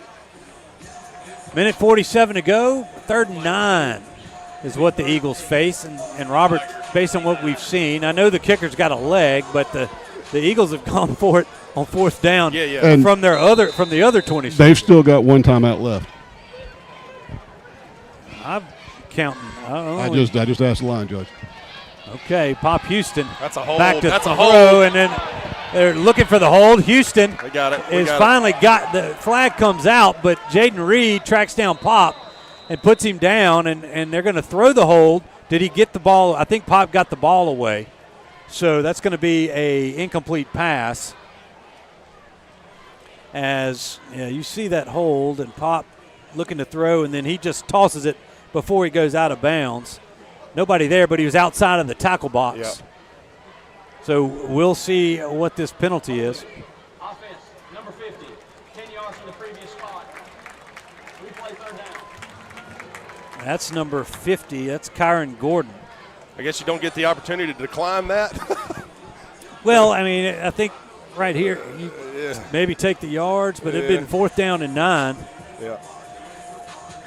You should be able to. You can decline it. Yeah. Well, 3rd down and 19. Ball at the Neville 39-yard line. Pop going empty. He's looking to throw. They've got the short bubble screen, and they've got is that a pick play? Yeah, it was pick play, but the receiver caught it about 5, 10, maybe 5, 6, 7 yards down the field, and he was blocking. That ball's got to be caught behind the line of scrimmage. I got you. So a legal man downfield blocking or legal contact. I don't know what they'll call this one here. All right. We look to the official. Ineligible receiver downfield. Offense, number 6. Yeah, that was the guy blocking downfield. You got to throw that ball behind that screen behind the line of scrimmage to get away with that. So they're going to step it off back from that line of scrimmage back to the 44-yard line. So tackle on 5 more. And it's going to be 3rd down and 24 for the Eagles. 1:32 remaining here in this first half. After the step off, be 3rd and 24.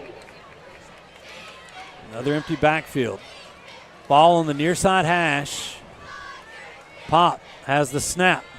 Looking downfield, looking, throwing, and has a man open and complete across the 25 down to the 21, 22-yard line. And that's why you want to decline the penalties. Yeah. you give him numerous opportunities, and he's going to make it happen. Well, it's going to bring up 4th down, but 4th and short. 4th and about 2 for the Evangel Eagles from the Neville 22. Clock stopped as Abraham was pushed out of bounds. And they're going to have to hurry. They got 10 seconds left on the 9. They got the timeout. They say they have it last time out. It might have been a hydration timeout that I was counting. Yeah. So a timeout on the field. We'll take 1, 2. Eagles are driving. 1:25 to go in this first half. We're all tied up at 14. We'll be back in 30 seconds. At Origin Bank, we understand the importance of community. That's why we're committed to the Northeast Louisiana Food Bank, providing meals to 25,000 of our neighbors across 12 parishes. Through their efforts, they provide about 6 million meals a year to those facing hunger in our area. Visit foodbanknela.org to learn more, sign up to volunteer, or donate to support their mission. Thanks so much to the Nela Food Bank for your community efforts and for partnering with us at Origin Bank.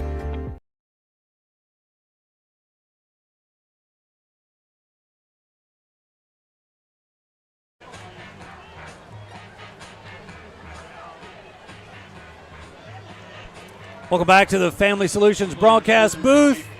4th and 2 is what faces the Evangel Eagles. And they got the big men in.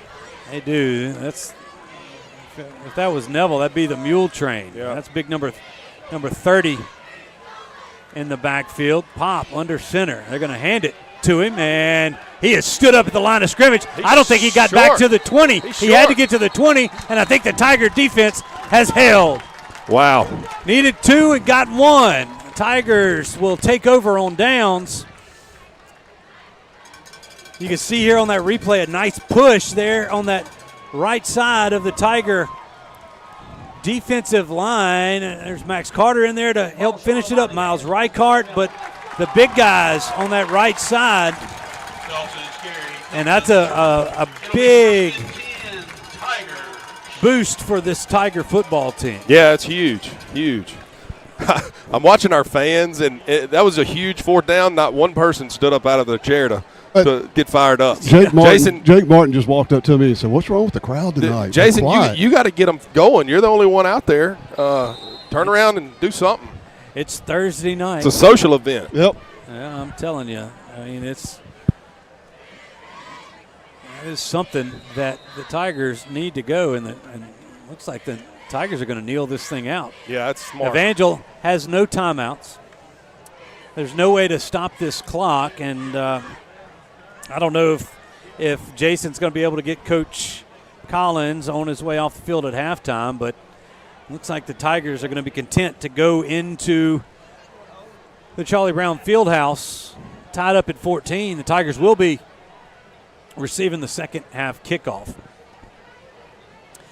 Well, folks, coming up at halftime, like we mentioned, we'll have stats from tonight's game provided to you by our good friends over there at NetTech Managed IT Services. We'll also have a couple of scores from around the area. We also have Tiger Beat from the Neville Speech and Drama Department, and we'll also have the halftime performances from your Neville High School band as well as the Bingle Bells. So stick with us here on the Neville Tiger Network. We'll have all of that for you coming up as we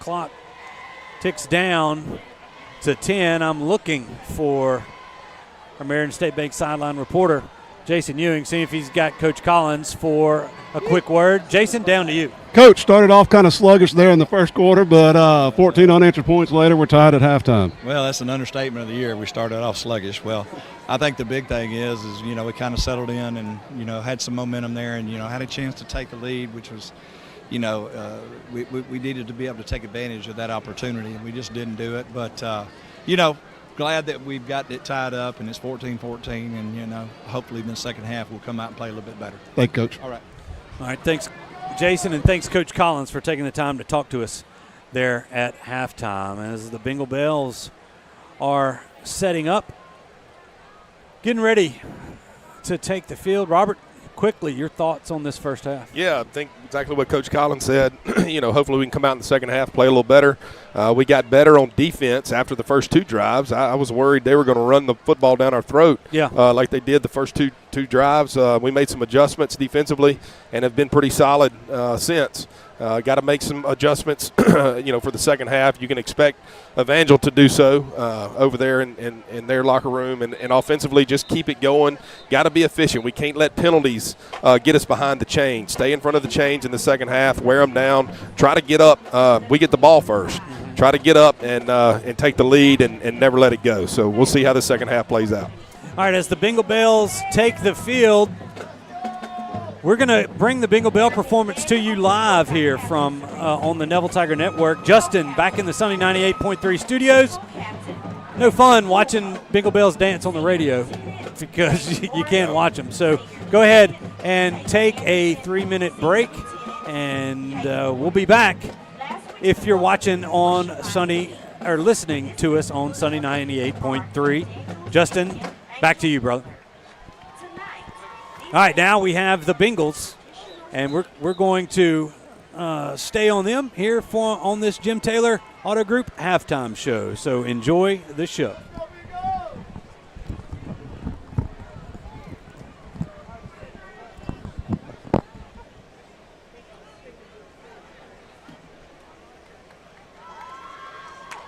Good luck, ladies. Your music is on.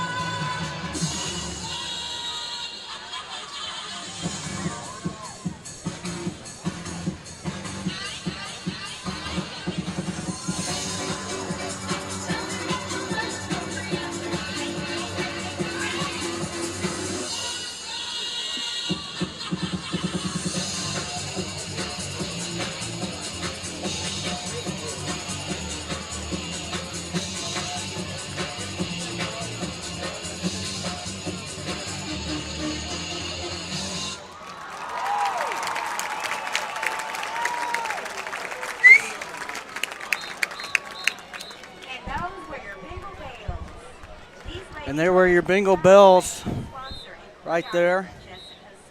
The director and correspondent.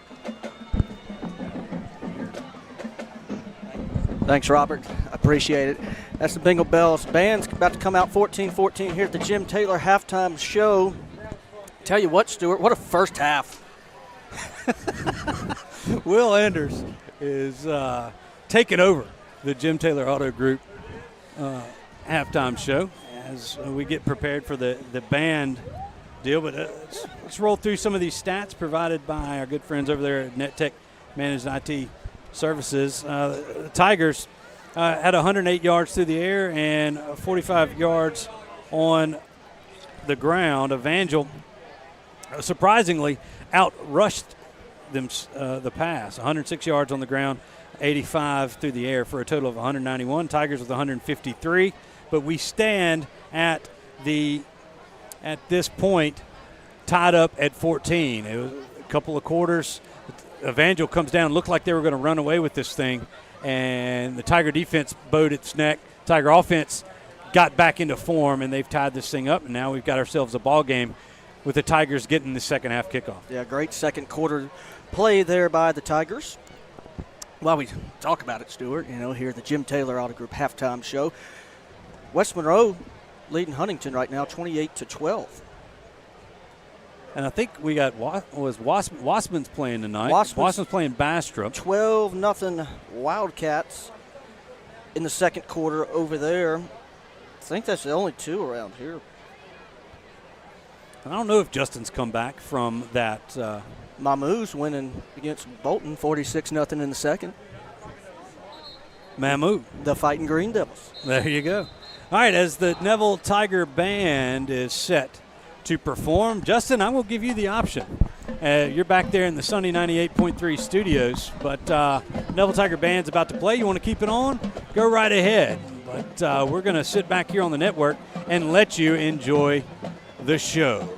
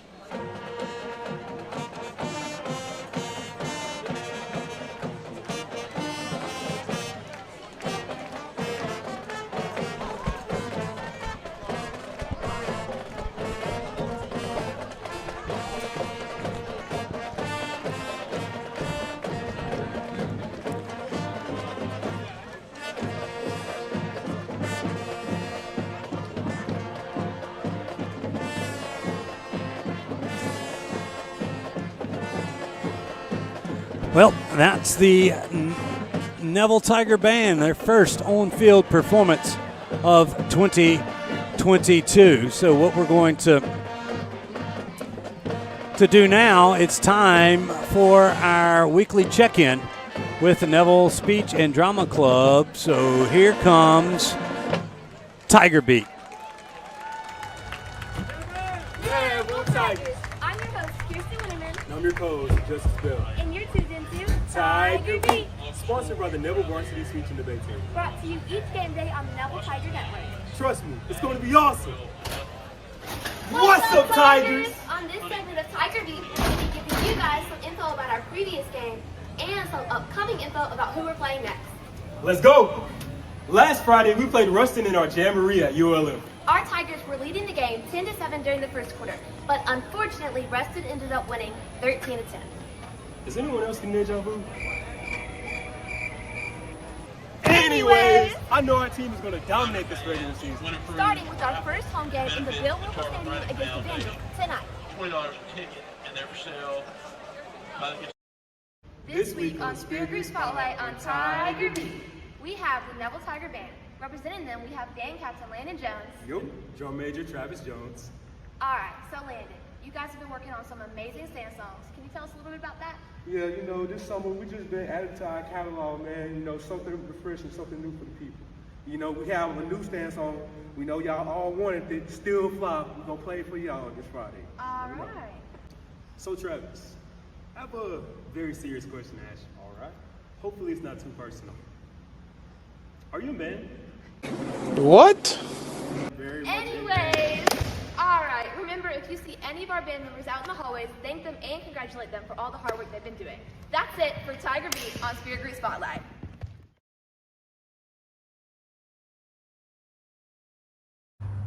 Hello, everyone. Welcome to 25-26 Tiger Beat. I'm Justice Bill, 3-star international best thespian, and also forensics captain. I am your president and host, 4-star international best thespian, Kirsten Winterman. I'm Kennedy Hall, and I'm your varsity debate captain, 3-star best thespian. Thank you so much for tuning in.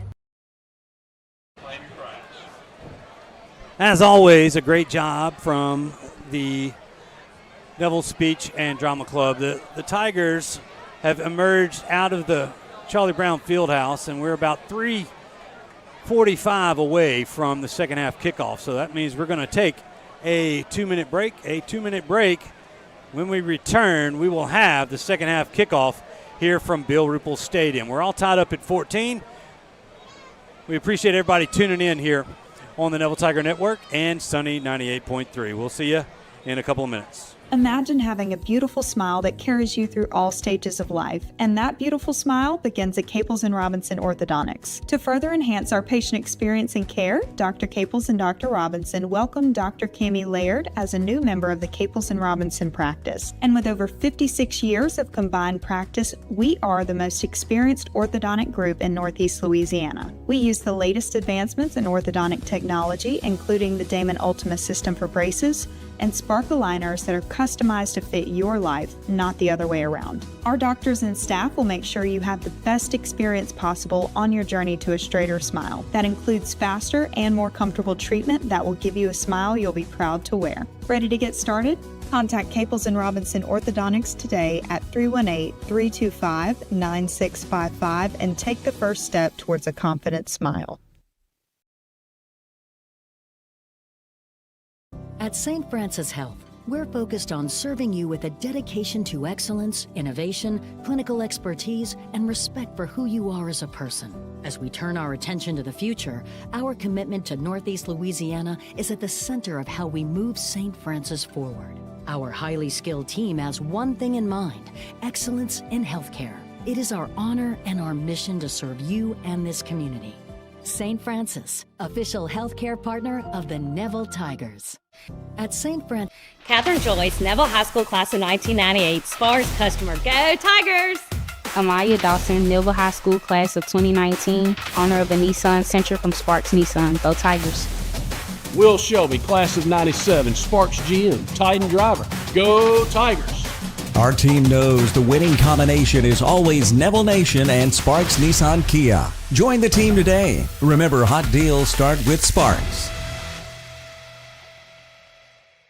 I'm Dr. Scott Shelby with Family Solutions. When you hear the words Family Solutions, you may not know that we're a comprehensive, strength-based counseling and psychiatric clinic. Family Solutions provides psychiatric care, individual and couples therapy, child and adolescent counseling, psychological testing, medication management. We also provide occupational therapy, physical therapy, speech therapy, and ABA therapy in one convenient location. For more information on how we can help your family today, visit FamilySolutionsCounseling.org.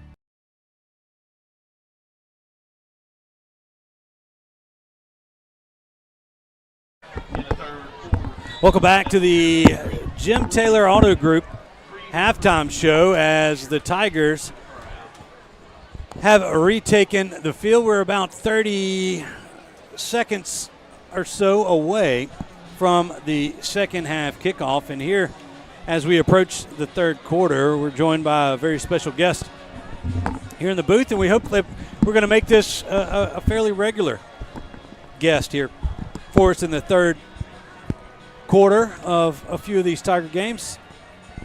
Former Neville head coach, former Neville Tiger principal, and current. You got a lot. What's your title over there? Fan. Fan. There you go. Fan tonight. That's exactly right. But Mickey McCarty here, definitely glad to have him with us. And he's. If you don't know what Coach McCarty's doing, tell everybody where you're at. Well, I am at Origin Bank. Billy Haddad, Tiger alum, recruited me over there upon my retirement, and I joined his team there in business development at Origin Bank. And I'm office right down the road on Forsyth, so I didn't go very far. But anyway, excited about that. They're a great team of people, and so that's where I'm at, enjoying that process. And as we were just discussing, first time here in 30 years, I came to a ball game and actually enjoyed watching a half from sitting up in the stands. But anyway, that's a scoop. That's where I'm at if people are wondering, right? Well, it's good. I mean, I know we've talked since then, but always, wishing great success for you there with the bank and that team at Origin Bank. He's been a longtime supporter of Neville High School and has always been great in our community. Yeah, very, very much community involved for sure. Well, hey, this is a great half of football we just watched, man. You're right. Let's get away from the advertisements. Gosh, two great teams getting after it, and man, two quarterbacks that can throw the forward pass, can't they? Yeah, it's pretty impressive. Both Pop and Parker. You're looking at two juniors that are out here, and I said it before the game. You got two guys that are probably the two best in the state. I don't know, maybe what's in the junior class. You've got Elijah Haven down there for Dunham. Okay. Yep. That's been like the top one or two. If you talk about the top one or two quarterbacks in the country in that junior class, it's Elijah and Pop, depending on the recruiting service. The thing that has been frustrating a lot of Neville fans, a lot of that is Peyton hadn't been getting that national pub. But Parker, not Peyton, but Parker hadn't been getting that national pub, but it's starting to come in as it's well deserved from him. Well, he's holding his own. He's holding his own tonight and doing a good job. He eluded some pressure and made some big throws for us. So a lot of credit to both those kids. They're both playing well. Hey, before we get going here, as it looks like that's number 18. I can't remember his name, but that's A.J. Robinson. Either way, he's going to kick this thing off. He's kicked it in the end zone. Yeah, it's going to go through the end zone probably. So we got time to tell you that our third quarter is sponsored by our good friend Tyler Moses and his crew at the Taco Bandito. 2 locations to serve you, one right down the street here on Forsyth Avenue, as that one is going to get into the end zone. So a touchback. Taco Bandito.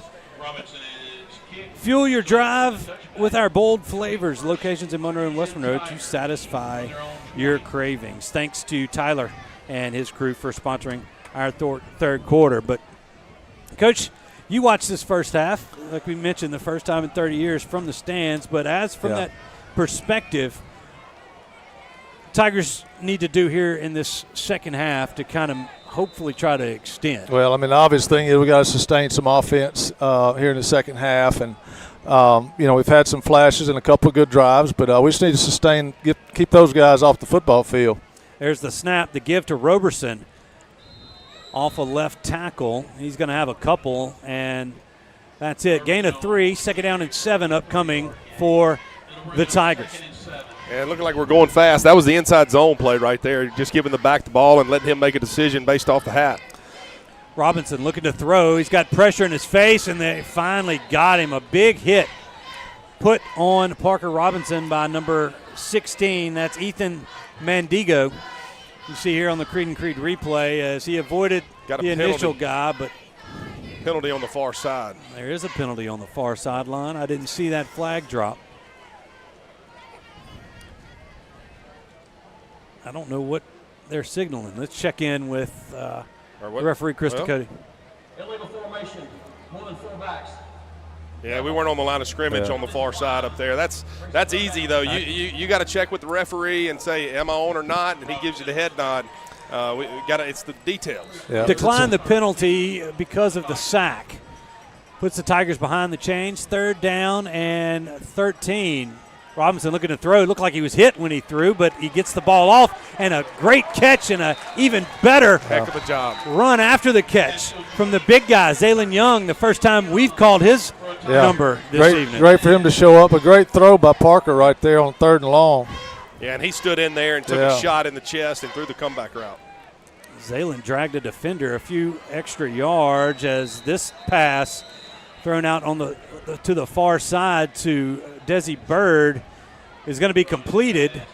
They're going to say he got maybe about a half a yard, and that's it. Yeah, that was the corner. He peeked. That's dangerous right there. If I'm up in the box right there, I'm going, all right, it's pump and go time to take a shot. Yep. Roberson with the handoff, and a great job. I think that was a safety, number 9, who came up and filled that hole. That's Jaden Raphael for the Evangel Eagles. We're running a lot of inside zone, aren't we? Yeah, we are. That's kind of our run game right now, inside zone, and Roberson is he's a quick back, but he's not heavy. If he's grabbed, he's usually stopped. Yep, and the back's got to break a tackle normally in the inside zone. So we got Parker moves Hart to the opposite side. Looks like he's got him set. There's a snap. Parker rolling to his left, looking. Avoids a first tackler, but he can't avoid the second as tackler came high. And now Parker's down on that far sideline, and the referees are going to blow this one dead. And the guy it was a kind of a drop tackle on Parker right there. He was tackled like that earlier over here on our sideline and got up limping at that point. I'm wondering if it's his ankle or knee.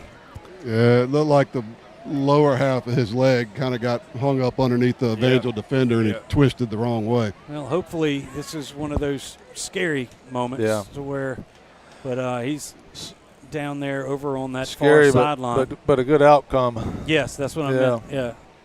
And it looks like we've got number 8. Is that Goins, the freshman? Yeah, he's loosening up. As they move Greg Smith to the defensive side of the football, right. Goins has moved into that backup quarterback role. And that's well, Robert, you know how scary that is, warming up on the sidelines as a freshman. I sure do. I was playing free safety and against Wassman, and Toby Ziegler went down with a broken collarbone, and next thing you know, you're behind center as a 15-year-old freshman. Here we go. Here we go, number 10. Let's go. There's 15. Let's get a good look at there as he's jogging off the field. Yeah, that's good. Good, he's coming off. Get over here and work it out. Parker is a tough young man. It's set up 4th down and 8 after the end of that play. You're going to have to punt this football away anyway. Not the outcome of that initial drive the Tigers wanted, but out comes the punt team. You're dealing with young players, and there's a difference between pain and injury. And I don't know what Parker has done. It looked like he tweaked his ankle. Hopefully he's okay, and he's going to be able to get through the pain and finish out this game. Yeah, well, he is certainly a tough kid. He sure is. And you can see right now on the sideline, he's going to do everything he can to get back. Yep. All right. The Evangel return man is set around the 29-yard line. Snap is back, and that kick is blocked. If they scoop it, they're going to score, and they do. In for the score, I believe that's number 12, Pooh Coleman. Yeah, and it's special teams. It's a part of the game that a lot of people don't think about. The snap.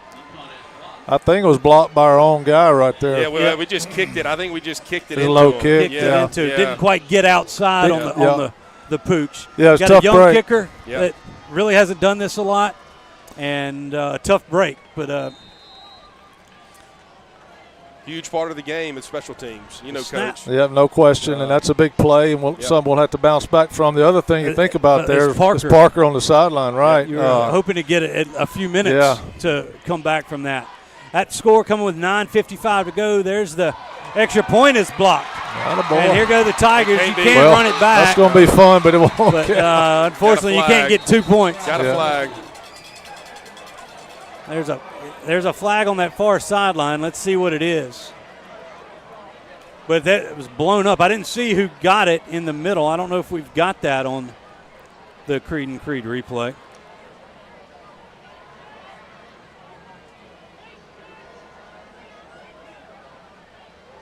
Let's see. What are we doing? Let's make it. Tigers came through. Yeah, we had two come through unblocked. Come through the middle. It looks like. Did they wave the penalty off? I guess they waved the penalty off because there's been no mention by the official. Okay. Well, before we get this return this kick, guys, it doesn't look like Parker's up on his feet and ready to go. Yep. I don't think he's going to be 100%, but he's going to go. Well, Evangel. Yeah, he came up from the sideline saying, "I'm good, Coach. I'm good." Yeah, that's good. After the special teams, or after the blocked punt, scoop and score, they go up 6. 9:55 to go here in this third quarter. The Taco Bandito third quarter. The Tigers, they send Dylan Bryce. He's back there on the right. And it's been Noah Newbill there on the left, and it is. Let's see, but they're not going to have a chance. That's that impressive. That almost hit a cheerleader. He's impressive kicking off tonight, isn't he? Yeah. You know, the thing about this, guys, we hoped playing Evangel doesn't have quite the numbers we do, and this being the first ball game of the year, you know, you'd hope that conditioning comes into play in the second half in favor of Neville. But you know, them having a lead, it gives them a shot of adrenaline, and it just keeps them going. So we'll see how that plays out in the second half. Well, and them getting a stop right after half like that, and then now, you know, the momentum's on their side. Certainly. Offensively, we've got to sustain a drive right here and go and finish with points. And we blocked the extra point. We can go up 21-14 and flip the mo and go from there. Zaylen Young has only been targeted twice tonight. He had that one catch here. Looking to maybe see if they can't get him going, that big senior body. Yeah, no question. And they've, you know, if you've watched, they've favored keeping 2 over him a good bit of the night when he's singled up there. Blind side. Rush was coming, and Parker was leveled at the end of that. He was looking for Desi Bird as kind of emergency receiver there, and I think just out in front of him. I think they brought one more than we could block off of that right side and got to Parker. I don't know what our rules. I don't know if we side adjust or if we got to try to protect it, but we got to do a better job of protecting Parker either way. They've added Hart over on that end. Robinson looking to throw again, and that throw, there's a flag coming in. They were looking for Young, and the defensive back came through him on that one, and that's going to be an easy call. That should move the chains for the Tigers. You'll see it here on this Creed and Creed replay. It's more holding than anything. Yeah, as he was coming out of his break. Let's see what they're going to call pass interference.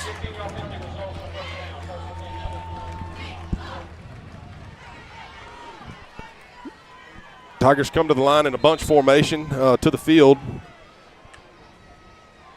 Going hard. What is that? A hard clap now? It's not hard just count. A hard clap. Yeah, hard clap. Hard freeze. Yeah.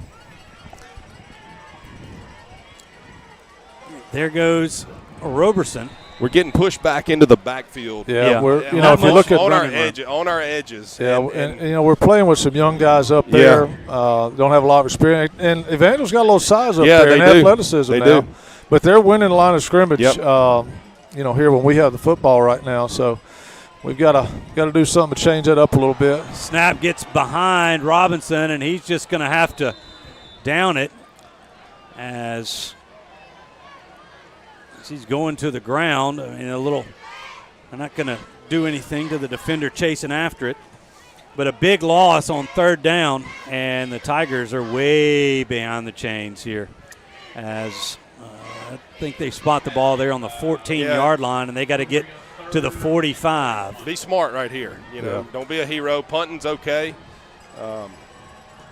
They bring the blitz, and they've got Bird. He's caught it in the middle of the field. He spins out of the first tackle, stays on his feet. Oh, wow. Still on his feet. He's broken at the 50, and he's finally chased down just behind the 40-yard line at the 41. What a finish to that catch by Desi Bird. Hey, how about a sophomore stepping up and making a huge play right there? I mean, that is unbelievable. That's great individual effort to pick up the first down, really. Great throw by Parker there as well. Yep, and hanging in the pocket again. Hanging in. Because they brought one off the edge right there, and that's a great throw. So Bird breaking tackles down to the 41. Big-time play. He's had a couple of nice catch and runs here yes, he in has. this one today. That's a promising youngster right there. Yep. Roberson motions out of the backfield. They're going to look to him on the swing pass, and he kind of got a little ahead of himself there. Well, that's a couple times tonight. We've had some grass out there. If we just need to catch the ball first. Yeah, and almost you want to get that ball out there to him a little quicker. Throw is a little bit low, but one that obviously Roberson can come up with that one. And he knows he can. He'll bounce back. That's the glorified halfback toss. That's right. The old school. Exactly what it is. Get him wide. Yeah. We had good leverage out there. Yeah, we went bunch and tried to get the ball outside. Just got to execute. Tigers move to a tighter formation. 3 on the play clock. They do get the snap off. There's a nice throw. Tight window. Tight window. You're right, Coach, as he finds Bird again. And we were talking about who's going to step up and fill those shoes of the sure-handed Trendon Dumas. And early season, it looks like it might be 19. Doesn't he? Yeah. Doing a nice handoff. job. That's the first rush. There's a flag at the end, and he's still on his feet. That's number 22, Jarvis Blackston. But a flag is laying on the ground at the 27-yard line. We had finally got a good push, and we'll see what this call is, but it's most likely coming back as a hold. I mean, we got a huge push off that left side, and I don't know. I didn't see the hold, but you can see on the replay right here. Could have been from a receiver possibly out wide. I don't know. I didn't know it wasn't. They all kind of they all kind of released. Blackston gives us a little more punch in there running inside zone. He's about 200-pound back, and he's called it on 73. Is he a junior? I think he's a sophomore, isn't he? Well, that was a 3rd and short that we obviously got after the penalty. It's going to back us up. It's a spot of the foul penalty. They back us up 10. Now it's 3rd and 5 for the Tigers. Ball at the Evangel 36. Probably in a situation to take 2 downs here to pick this up. Now, I don't know if we got flags or we got a timeout. No. Evangel with a timeout. So, folks, we'll take 1-2. Your score with 7:49 remaining in the third. Evangel 20, Neville 14. We'll be back in 30 seconds with more Neville Tiger football. At Marion State Bank, we're committed to the growth of our community, starting with education. From elementary to high school and beyond, we invest in the growth of our students. Because strong roots begin with empowered minds, from local classrooms to high school athletics, and supporting college dreams. Marion State Bank, rooted in education and local athletics. Member FDIC and equal housing lender.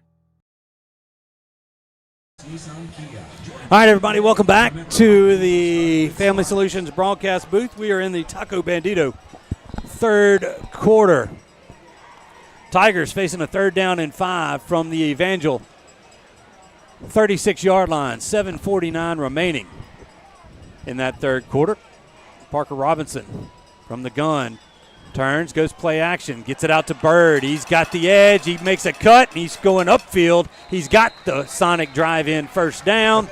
Robert Lane was pointing at him. Yeah. Telling him to get up the field. Don't Get dance. up the field. Don't dance, young. He got up the field just enough to the 26, gain of 10 on 3rd down, and the Tigers. That was a good job right there. The numbers in the box were heavy, so we kicked it out wide. So it was a great job picking up the first down. There's Blackston to the left side, and a little bit more punch, as Coach McCarty alluded to earlier. He takes it for about 8 yards down to the 18-yard line. And, in fact, that's the first running back other than Roberson that's touched the football. And we do have an injured Tiger down there on the right around the 25-yard line. It looks like that might be Corley. Yeah, it's one of our offensive linemen. I think it may be Corley. Yeah, it is. Right guard. It's 62, and we talked to him last night at Tiger Talk, and I saw you in the hallway today at Neville. And he's a very a great interesting kid. Young man and a great kid. He's a great kid. And I think y'all talked about on the show last night was his ability to solve the Rubik's Cube, right? Yeah, and under a minute. 15, I've 16 seen him. seconds. And I've seen him do it. Now let's hope that like the other ones here, but he was on the backside of that run right there, and you wonder if somebody may have fallen and gotten into his knee or ankle. Yeah, again, they're running an inside zone. Like you said, he's on the backside, and our back there with a little heavier runs through the first tackle and winds up with a nice 9-yard gain there on first down. Yep. But what we hate to see offensive linemen on the ground. I mean, that's the heart of that offensive engine, and those guys are learning. Corley hasn't played a whole lot of football himself, and he needs every rep he can get, and so hopefully he can bounce back up and get back big in it. Man up, and it's a big guy too. Yeah, he's a big, thick kid. He's a senior. He's waited his time to play, so hopefully he can bounce back. Yeah. And there, as he kind of comes off, he's still favoring that right leg, but we just hope that is not a serious injury and that he'll be able to. Well, our offensive linemen wear those braces, and you hope as far as the knee goes that's helped. Yeah. Maybe it's his ankle. All right, 2nd down and 2. Aiden Vaughn in to replace Corley at right guard. Robinson with that hard clap. He moves Blackston to his left side. They're going to hand it to him. He cuts across the formation and across to the 15-yard line goes Blackston. He'll have the Sonic drive-in on North 18th Street. First down, and the Tigers have entered the J. Papa's red zone. Jonathan Perry and J. Papa's there at the top of the levee, heading into River Oaks here in Monroe.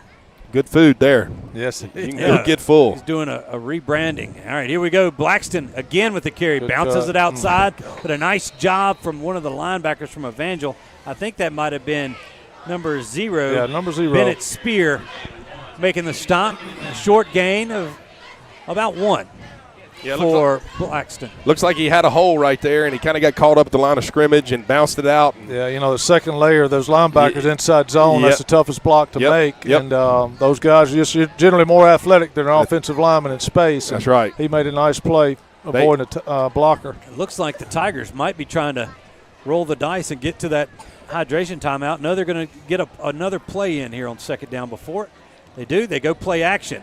They're looking for Young on the sideline, and it's going to be incomplete. We've got to shore up our pass protection. Actually, that was Bird again. I'm sorry, that was Bird. Well, that brings us to the hydration timeout. 6 minutes remaining here in this third quarter. Evangel 20, Neville 14. We'll be back in 30 seconds with more Neville Tiger football. Stay with us.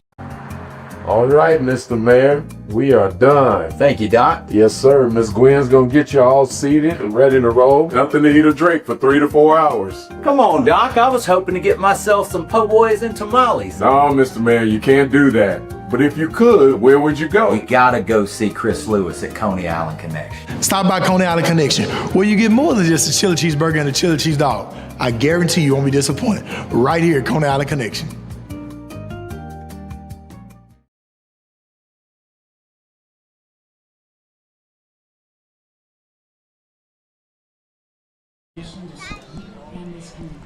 Good shot there from our sideline cam of the Tiger huddle as we get ready to get back to action here after the hydration timeout. Tigers trying to tie this one up. They're deep We were just into talking Evangel about territory. pass protection before that last play. We moved Parker a little bit earlier. Maybe we'll get him on the move a little bit with some boot or sprint out, kind of move the spot a little bit and maybe get a little more time created. Robinson looking to pass. They've got the screen, and that's complete and almost into the end zone. Good play. Is that Zaylen? Yeah, that was Zaylen Young right there as he kind of slipped out into the flat, and he almost punched it in. I'm not sure if that was a little boot, boot action or a screen. I'd have to see the replay, but nice play nonetheless. I don't First think down and maybe goal. the linemen weren't downfield. Eagles are snap it. They snap it. They got an extra player. Blackston is going to be stopped just shy of the goal line, but there is a flag back in the back, Judge. That's going to be a legal substitution, and the Tigers will get to replay 1st and goal. I see we're keeping our heavier back in there this time in the red zone. Yeah. Well, Roberson's already got 2 touchdowns, Coach. We got to spread the love. That's true. That's true. Well, you've got. I just like that heavy guy. Because they're going to put more bodies in there. Well, and you got a defense that's been out there for a while. That's true. And got a guys lot of guys playing both ways. And if you got a guy that can come in and pound it on them, just and like run we've through done. a tackle, Exactly. maybe run through some arms. Exactly. That's big. When you're and tired, they got that's some what beef now up front. If you look, they got some good-looking cats up there on defense. Yep. 1st and goal from the half-yard line. Golly. Low snap, and Robinson's got to fall on it. We've had to slide, our starting center is to the left because he had a little wrist injury. And that's the second snap we've seen, but that's after 1st and goal from the half-yard line. It's just something you can't do. Yeah. Right, and he's had he's playing a nose on him all night long, and of course that's not easy, but it's critical. It's the oxygen of the offense is a snap. You can't go without it. All right, 2nd and goal, backs the Tigers up around the 10-yard line. Robinson looking to throw. He's going to try and take it himself, and he's dragged out of bounds at the 15. Another loss on the play. So back to the 15-yard line we go, and this is a 3rd and goal play from the 15, and it would look like an easy touchdown, and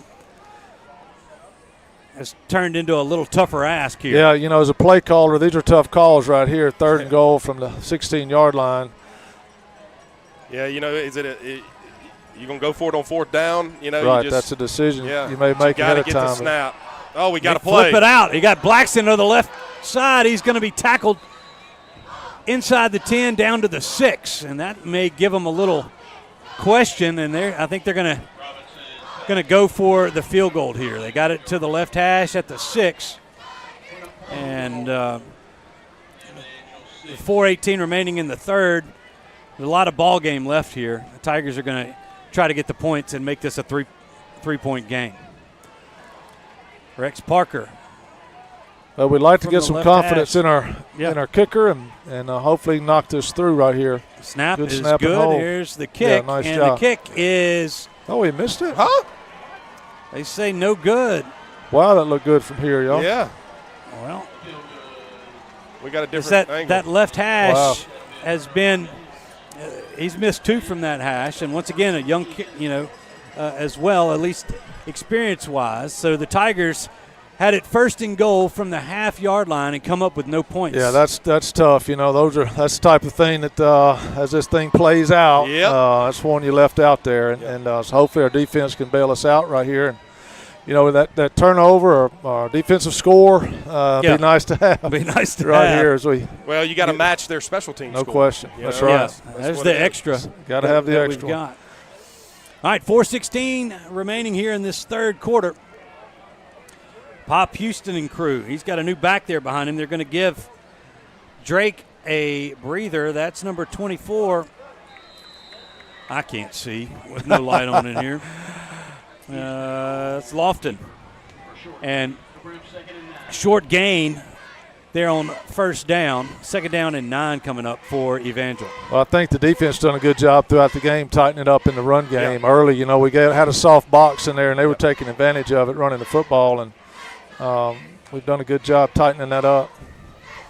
We're back to the 3-man front here, right. but we've got our linebackers coached up, got their eyes right.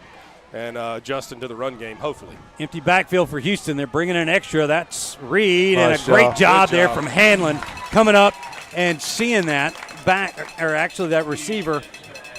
The receiver was Lofton, but the tackle made there from Stephen Hanlon. And great job by Jaden right there, timing the blitz. Yes. If he shows that early, Pop may adjust and either protect it or get the ball out to another guy, but he throws the flat route because he's forced to, and you got the guy coming down and you make the tackle. number 7's a nice one to add in the box in there in the run game of pressuring the quarterback. Yep. He's Gain of 2 on the play. 3rd down and 7 now for the Eagles. Can the Tiger defense once again bow its neck? They're going to roll, pop out to the left. He's gotten to the corner, and that ball is incomplete. Saw maybe a little pressure coming in his face. It forced that throw low. You can see here on the Creed and Creed replay as really the linebackers did a good job of staying back and getting in the way. Well, I mean, in reality there is that ball could have been caught. I mean, it touched his hands, looked like, but been a great job by our defense. Put a little pressure on it and making him play fast. Making him play fast, that's right. And, before the game, a lot of people were talking about Pop, how good he is throwing the football on the run, and he is. Yeah. Typically very accurate. When you're going 1,000 miles an hour, it's a little different. And you got the guys chasing your tail, that's a little different. That's right. Breathing down your neck. Yeah. A.J. Robinson set to punt it away from around the 10-yard line. A nice high booming punt. Dylan Bryce is going to fall on it right at the 36-yard line. And the Tigers get no return but no turnover. And they will take over 1st and 10. The defense did its job to give the offense another chance at tying this football game up. 2:41 remaining here in the 3rd. Yeah, great job by the defense right there. I mean, offense gets down to the half-yard line and we have a bad snap. Back us up. We get no points after a long drive. We converted a 3rd and long with a big play. You get down there and we don't get points. Defense does a good job creating the change of possession there. Well, now you just have to flush all that and keep playing football. That's right. We're even. All square. Roberson back in the backfield for the Tigers. Tiger receivers are bunched up off the left side. Roberson has the carry. He's got some running room right up the gut, and a nice job by that offensive line there of getting a big gain of about 6 on 1st down, making it 2nd down. He had a good 4. push right there at the point of attack in the bunch, and that allowed Roberson just to keep running. That's he never had to hesitate. Go downhill. Run through them. Tigers going quick. They hand it to Roberson again, and he's that no time gain on the play. He had to change directions that time he in the changed backfield. directions, and we had big-time penetration a right lot there of penetration. from the right side. Well, zone blocking very tough when defensive linemen are crossing your face. And sometimes you just got to hold on. Yeah. 3rd down and 4. There it is. Parker going for it, and then he's holding him. Shoulder, and then there's the flag. Yeah. There's 3 flags are out. He was getting interfered with for about 15 yards. Yeah. And that's going to give the Tigers a 1st down. It's not a spot foul in high school. No, so unfortunately, they're going to move this up 15 yards. Should get close to about the 43-yard line after they step this one off. Guys, really I'm starting to see the first sign of fatigue right here. I noticed on the last pass rush for Evangel, they're 3 down, just basically stood up and watched Parker throw that football. Hands are on their hips. You can see them out here. And, that's kind of what was the game plan. You stick around long enough, avoid the initial surge like we did, and then play in the second half. And we've got to take advantage of getting points. We've missed 2 field goals, and we'd have a tie game right now. That's right. But, hey, we got a good drive going right here, so play at a time. Yep.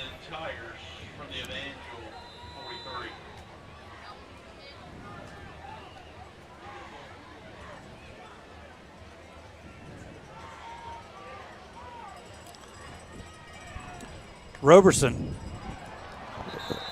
There's that clap freeze. They got him. They got an extra 5 yards.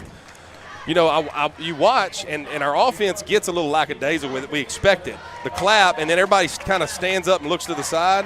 And I don't know what the rule is on that, but it looked like we got a little. We drew them? We think we may have. Yeah, I mean, I would be saying that if I was a defensive player. They got to hold their water long enough. Low snap. Now Parker's going to have to carry it himself. He does. It falls forward for a couple out to the 36-yard line. we got to get our snap worked out. It's, we were able to get positive yards right there. Yeah, we were lucky. Yep. Parker needs good to job get by back. Parker. Yeah, he's got to be back there like a shortstop. Yeah. There's Roberson. He's going to have the sonic drive in on North 18th Street first down as he gets it to the 31. The Tigers will have a fresh set of downs. Roberson comes in with some fresh legs. Another. Oh my now gosh. we got a fumble as ball, and that. They got there's 12. a flag on the play. They're saying they had 12 men, and the Tiger actually recovered it. Yeah, we were lucky on that. But got to tell you, Parker's playing. He's playing on about 1.5 feet right here. He's really struggling. He's hurting. It's his ankle, and the snap. When you're in the shotgun, your eyes are already off the defense. Right. You can't. And when he went down for it, you could tell that right ankle kind of buckled a little bit on him. And that's a sophomore center. We're asking a lot out of no question a sophomore. Yeah. Out here against Evangel, and he's going to be a good player. This is a learning experience for him, and. Hey, look, you put, I don't know what that kid weighs on him, but he's 280, 290. 75. That's a big boy. He's a big boy now. Yeah. People don't appreciate that enough. That center snapping that ball with a nose guard on him, that's a task. Yep. All right, first down and 5 after the penalty. The Tigers fortunate not to lose yardage after that one. Minute 10 to go here in this Taco Bandito third quarter. We're on first down, so come on, guys. We've got to finish this drive. That's it. Yeah, that snap was a good one. There's Roberson trying to get the outside, and he does. He's got the edge. He's at the 10, and he's knocked out of bounds inside the 10 down to the 7-yard line. Good job downfield blocking by Zaylen Young. It was really good job on it. That's the first time we've had him on Roberson on the edge tonight, and really all our runs are inside, and he did a nice job bouncing that one to get on the edge because that's where his strength is. He is a good out in space. Sprinter. He's a sprinter. Yeah, he's great in space. They hand it to Roberson again. He's got the edge, and he's going to plow his way into the end zone. Runs through a couple of defenders. Touchdown, Tigers. It's Roberson from 7 yards out. Yeah, that's football right there. Yeah, Second that's a nice half, job. grinding it out, overcoming some adversity, snaps, bad plays, and we got fortunate they had 12 men on the field, kept the drive going. Hey, you got to love the way Roberson finished that run right there, he man. Did. Yeah. Lowered his shoulder. Lowered his shoulder at the end zone and got it in there. It's a great job. Tigers are an extra point away from taking their first lead of the ball game with 58 seconds remaining here in this third quarter. Swinging gate closes. I know it's first game of the year, but here it's a big extra point. Yeah. And, we need to make these extra points. And the snap goes through the hands, and now we're tied at 20. 58 seconds remaining. We're going to take a 30-second break. When we come back, we'll have more Neville Tiger football. We're tied at 20. Stay with us. All right, Mr. Mayor, we are done. Thank you, Doc. Yes, sir. Miss Gwen's gonna get you all seated and ready to roll. Nothing to eat or drink for 3 to 4 hours. Come on, Doc. I was hoping to get myself some po' boys and tamales. No, Mr. Mayor, you can't do that. But if you could, where would you go? We gotta go see Chris Lewis at Coney Island Connection. Stop by Coney Island Connection, where you get more than just a chili cheeseburger and a chili cheese dog. I guarantee you won't be disappointed. Right here at Coney Island Connection.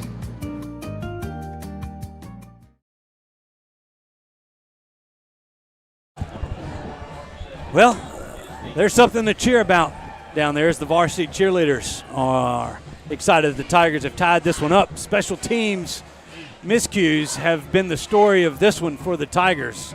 That's cost them basically 7 points total, 6 to Evangel and 1 point there. But we have tied this thing back up.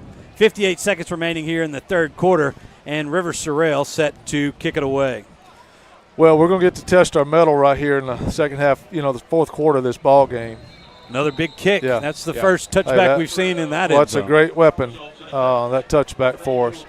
But, hey, look, we're going to test our mettle right here in the fourth quarter. Yeah. It's a tie ball game. And well, the last time Evangel was here, Coach, you remember it was 30-29. Yeah. In the overtime, they go for right. 2. And that, because Evangel has been kind of, you say thin. I mean, not thin on talent, but thin on depth for the last few years as Coach Duron has tried to rebuild this program. But He knew they were out of gas. They were still in that game. He goes for two. The Tiger defense stopped him, and the Tigers would hopefully not have to have that scenario play out here, but we got a tie ball game with 58 seconds left to go in the third right now. Pop has it. He's going to hand the football off. That's 24, and they've got him in the backfield. Lofton wrestled down by number 9, Malik Grayson, and that's a young man that had a little scare early but was able to get back in the game and make an impact. Good-looking kid, yeah. Good player. You know, the one thing Evangel is not having to do is play linemen both ways. No. And that, I think that's big for them. Their offensive line is pretty fresh right here. Honestly, their D-line's pretty winded. Loss of 2, 2nd and 12 for Evangel. The Tigers bring in a blitz. Houston launches it down the field, and he's got a man open behind the defense is number 3, and he's going to score. Huge play, 82 yards, and Evangel is taking the lead once again. That's Johnny Casey Jr. on the catch for the Eagles. Yeah, we did a great job of keeping Pop in the pocket right there. As they were coached up, he just ran by our corner right here, and you got to do a better job. Got to expect it, and try to cover him. We brought Juju off the edge up there, and as you just mentioned, they've been coached up all week to keep him in the pocket, and he probably slowed down a little bit on that blitz to contain. But it left him with time. That's right, it left him with time because he hesitated a little bit trying to contain him. But that's just having that type of quarterback. You got to pick your poison. Yeah. And flags come in as the Evangel Eagles were set to go for 2, trying to make this an 8-point game. Not to mention, it's a pretty doggone good throw. It was a very good throw, and it's not nothing that's we've seen it on tape. Yes. It's to be expected. I expected that to happen earlier. Yeah. Well, I think you called it when it was in the air. You said, there it is. It was just, it's coming. It's coming. They're going to take the first those shots big and play hit from the Evangel offense that over 20 yards that we've seen, and it comes at a good time for the Eagles. 12 seconds remaining here in the third, and now Evangel's going to switch out some players. It looks like they might change their minds as this.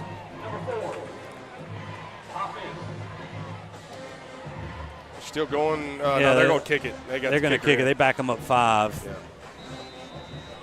Now they've got extra guy in the huddle. He's off. It'd be nice to block this one.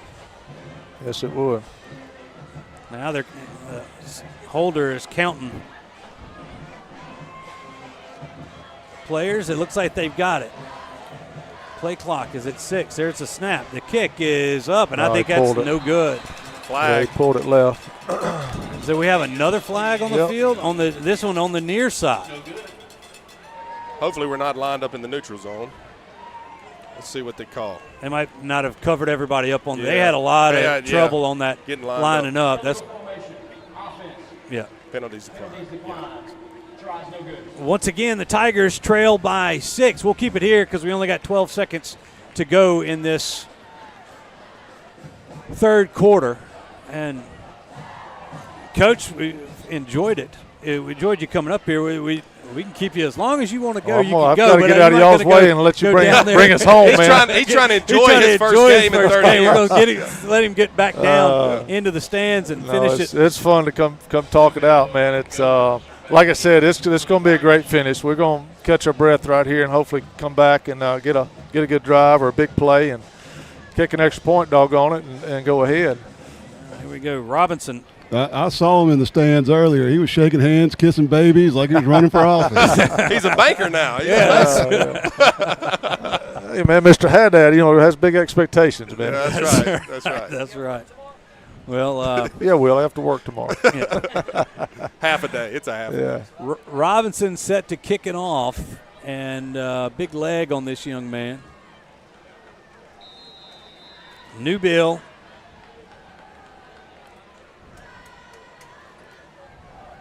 Is that number 8 back? No. Is that Goins back there? I can't see. Either way, I don't think they're going to have a return unless they want to. They might have one here. Close. Nope. It got into the end zone. That was number 8, by the way. That was number 8. That's going to be C.J. Goins, the freshman back there. Wow. So the Tigers are going to have to run a play here to finish out the Taco Bandito third quarter. And it's going to come down to the fourth quarter once again against Evangel here in week 1. Yeah, I think Bill Ruple Stadium. If we can keep our offense on the field, Evangel's going to get tired defensively. Their front is. And we just have to take advantage of it. We got to sustain a drive, though. It's like Blackston back in the backfield for the Tigers. Parker moves him to his right side. Turn play action. Going for the deep Trade ball. licks. We've got licks. Emad Sledge, a flag, but he comes down with the football. That's going to be a huge play, and there's 2 flags coming down, and I don't know if this is going to be offsetting interference. I mean, that was a great coverage, great catch. They were running with each other. Yeah. And on top of that, you love to He's see getting Sledge tackled. catch that football on the go route. That's right. He dropped one earlier, you know, and he's come back from that early drop and had a great game after that. But, man, that was great competition for the ball, and tickled to see him come down with it. Penalties decline. Okay. There we go. No offsetting here. So penalty will be declined. We're going to take the catch. Sledge, after having a tough one, he dropped a touchdown that first drive. He's made some outstanding catches. Great to see him battle back. Another young player hasn't played much football for us on Friday nights under the lights. So the brother of Anichi Sledge. That's right. Now a great athlete, good kid, and a great athlete. He's going to be a good football player for us. He'll make some plays this year. And that was a great one. Well, the clock is running, and after they reset that ball, and now we've reached the end of the third quarter. If you came to Bill Ruple Stadium or watching, want a good football game, you found one. 26-20, Evangel leading this one. Fourth quarter coming up next. We'll take a 30-second break. We'll have all the action right here on the Neville Tiger Network and Sunny 98.3. Thanks, Mickey. You bet. If you were just in a car crash, the insurance company could already be calling you. Don't talk to them, talk to us. The call is free, and the difference could mean going into debt or getting the settlement you deserve. Pick up the phone and call us right now. Don't wait. Call Creed & Creed, 387-5800. You can count on Creed & Creed. Call today, 387-5800. Remember, Creed & Creed is all you need. At Nuke's, Southern hospitality runs deep. From premium ingredients to bold flavors and big portions, like our strawberry field salad for $9.29. Or try our new steak lineup. It's comfort with character. Nuke's, extra with every bite. Hi, I'm Chris Lewis. Here at Coney Island Connection, we believe in giving back and showing a lot of love. And it's all made possible because of you. Thank you for making Coney Island Connection a small business with a big heart.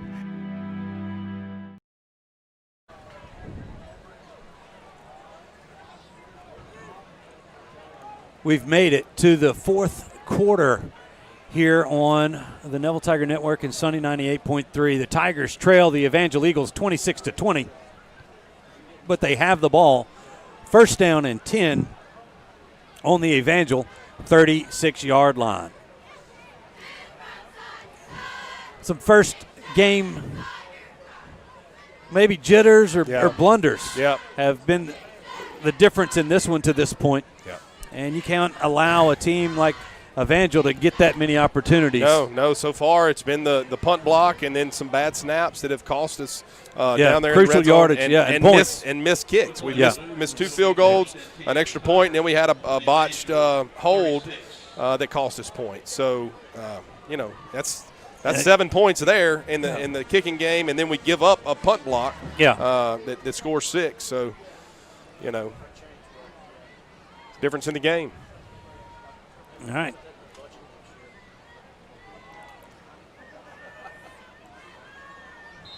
Now the referee blows his whistle, and we're ready to go here in the fourth quarter. And right on cue, we got a procedure penalty. That one's on Mason Hart. Yeah. Had a great catch down there. Yeah. But like you say, he kind of got to hold his water. Yeah, you got to hold your water. You got to, you know the count. Yeah. Backs them up 5. 1st and 15 now from the Evangel 41. Hart stays good. There's Robinson going for the deep ball, and it is going to be incomplete. It was a battle between the defensive back and Zaylen Young, and the ball just a touch underthrown. Yeah, he couldn't come back and get it. And the corner did a tremendous job. He ran like he was running the route and turned back and tried to catch the ball. They're not going to call pass interference when you become the receiver as a defensive back. If he holds his hands up and faces the receiver, it's 100% going to be pass interference. So good job there by the corner. Really good coverage on that play by the Evangel corner. The Tigers took a shot to start the 3rd, and they're going to turn, hand it to Blackston. The big back gets a few of those penalty yards back, but not all of them. Out to the 38-yard line he goes. It's going to be 3rd down and 12 for the Tigers. Tigers moving quick. Robinson looking to throw, and he's got a man, but incomplete. Throws a little bit low, but I'm telling you, Desi Bird has made some good ones here, but he couldn't come up with that one, and now the Tigers are going to have to punt the football. Yeah, and Parker was getting pressured again, had to throw that maybe before he wanted to, and still made a good throw. Just got to come up with a catch there. Brian Alvernia set to punt this football away.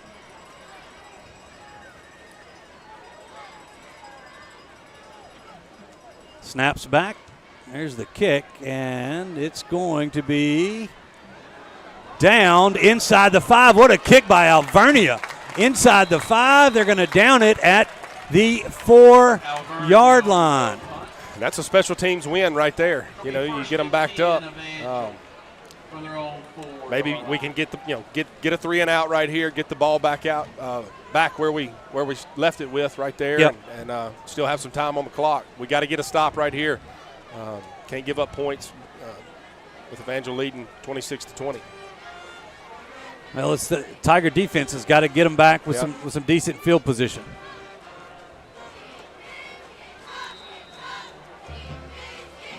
Decent field position here. A 3-and-out would be nice. 11:19 remaining here in the 4th quarter. Evangel from the 5, actually. And ball's out. Ball's out. Tigers got on it. top of it. Do they have it? No signal. Yeah, the Tiger came up with it, and they do. Talked about needing a turnover, and they got one. We'll see if we got it on the Creed and Creed replay. I can't see who got it. Was it Jaden Reed that came off the edge right here? Let's see here. He's lined up on the bottom down here on about the 6-yard line. Oh, we didn't get it. Either way, the Tigers are in great shape here. Like you said, line, everybody, hold your water. That's it. 1st and goal from the 5-yard line. Blackston in the backfield next to Robinson. Robinson has a snap. They're going to hand it to Blackston. He runs over a man at the 5 and barrels into the end zone. Touchdown, Tigers. They've tied it up once again. That's a big-time run right there by the running back. I mean, that's the safety. That's the one-on-one you got to win in the running game. They've got 11, we've got 11, but the quarterback stands and watch when he hands off. So there's one man that's not accounted for, and you got to win. He just won right there. We are an extra point away from taking the lead. Swinging gate. They break out of it. There they come. Rex Parker on for the point after.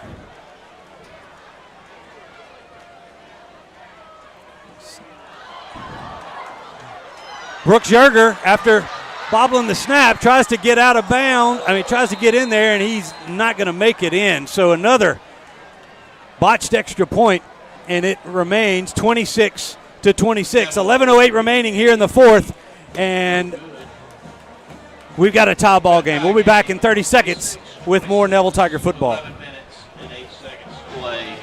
For 20 years, I've treated the local community as well as young to professional athletes, keeping them healthy and on the field. If you've ever thought about seeing a chiropractor or had neck pain, low back pain, or headaches, call Shell Chiropractic. See if me and my team can help you. Taco Bandito.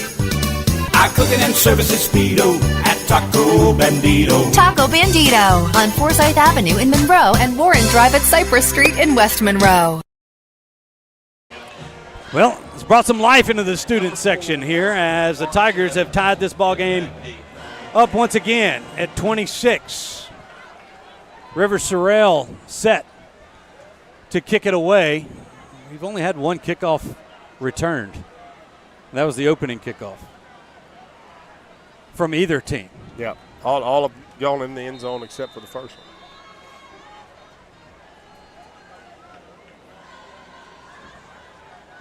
Here's the kick. And that one's going to get into the end zone and another touchback. The one special teams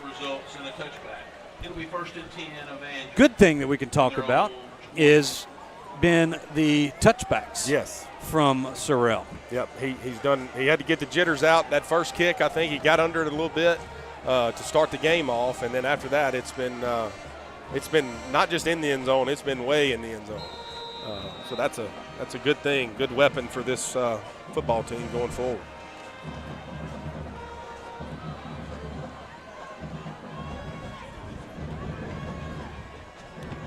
All right, here's Pop Houston again.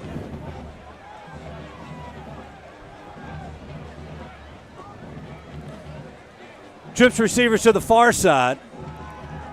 They're going to try to run the wide receiver screen, and it's covered well by the Neville Tiger defense as the pursuit catches him after a short gain, maybe about 1 to the 21-yard line. It'll be 2nd down and 9. Yeah, good job by the guys out there, withstanding their block and allowing your team to get there. Good pursuit by the Tiger defense to get him for the short gain.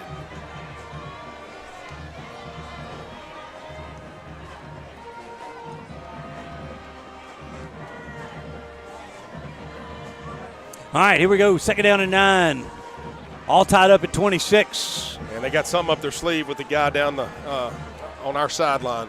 Here comes Juju Burns, and I think Pop saw it late. Yeah, blitz late, and he had an option. Went ahead and handed it off. Yeah, he did, and the running back falls forward for a couple. That's 6 back in there. That's Day Drake. He gets 3. And it's going to be 3rd down and a long 6 for the Eagles.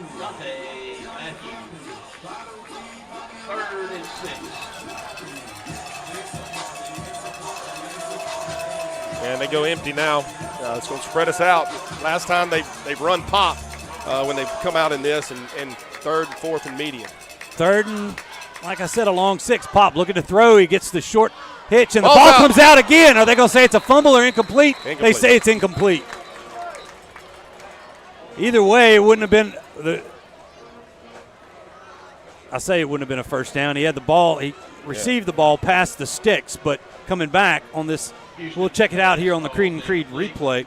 It'll be 4th and 6. Yeah, it was That's close. Yeah. That's close. I think the Evangel receiver fell back on it. So they had to retain possession, but right here with 9:40 to go here in this 4th quarter, Evangel changing out personnel. They're going to have to punt this football away. Wow. Last time they went for it down that deep. And it's going to be a delay game. And they got people all over the field. Yeah.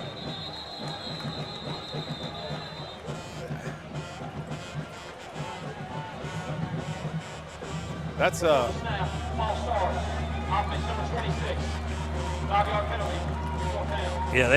they weren't set. Yeah. So false start. They're going to back them up 5. It'll be 4th and 10. All right, that's number 3 is not Dylan Bryce, and I apologize because I know this young man, Dylan Bryce, has been hurt, and we've definitely praying for him for a recovery from that knee injury earlier here. But I've got like 3 threes on here. I don't know who's returning this.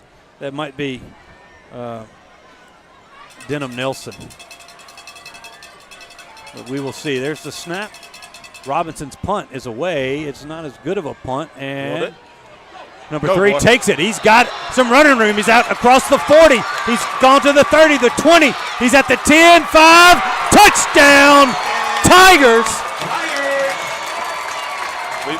We matched their special team score right there. KJ Jones on the return. Nice. That's a huge play. Ball bounced right up to him. Good job by catching that in a little bit of traffic, and he turned on the afterburners. That was a great return, big-time play. A 55-yard punt return for a touchdown, and hey, special teams, Robert. Special teams, that's it. Special teams. Here we go, 32-26. Can we convert an extra point? I mean, let's go. To make this a 7-point game.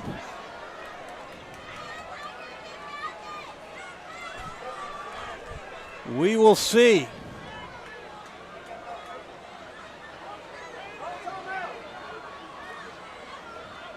Here's a snap. Here's the kick. And the kick is good. There's a flag. Hold on. Hold everything. There's been a bunch of flags tonight. Oh, man. It's on Evangel. Looks like it's on Evangel. They say the kick is good. They might have been going over the snap. I don't know if we can see the replay. Did Davis get him some? I don't know. Have somebody lined up over him? Let's see.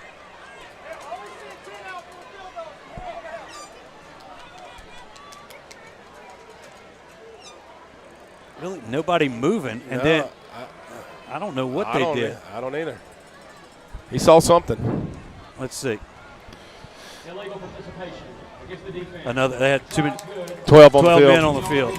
They haven't got special teams right. From a numbers perspective. They've had some delay of games and people running in. That's not like Evangel, you know. Well, after the 55-yard punt return from KJ Jones.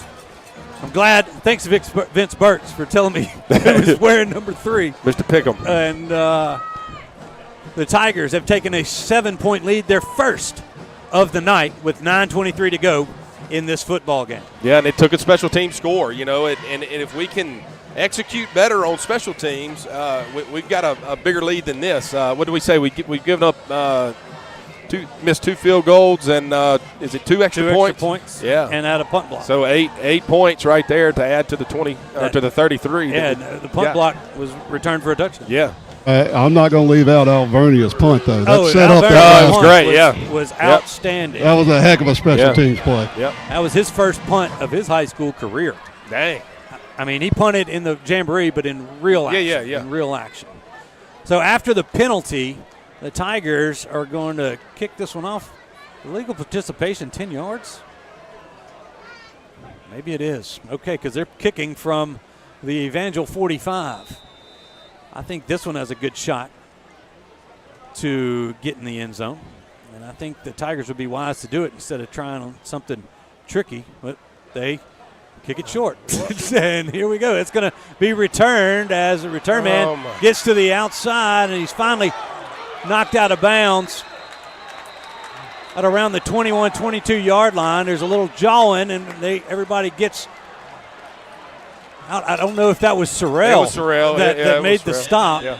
Okay, well, that's I've seen Sorrell play soccer. He's a fiery guy, but he puts him out of bounds at the 22, but only 2 yards difference than if you put it in the end zone. I think we were trying to kick that kind of in between, let it hit the ground, and we just kicked it a little too far. You're right. Yeah. And they're working on stuff. I mean, like I said. Yeah. These are new kickers. That's right. All right, 9:21 to go in this one. Neville leading Evangel 33-26. Evangel has it on their own 22-yard line. This has been a great ball game to this point. How will it end? We're glad you're with us here on the Neville Network and Sunday 98.3. Pop has pressure from behind. The ball's out. Nope, they say he's down. Ground caused the fumble. Was that 9 that got him? I think it was. Yeah, I was watching the receivers down here. Malik Grayson with the sack. Pop never saw it coming. A loss of close to 9. Or ball's on the 16 or in the 14-yard line. They've got to get to the 32.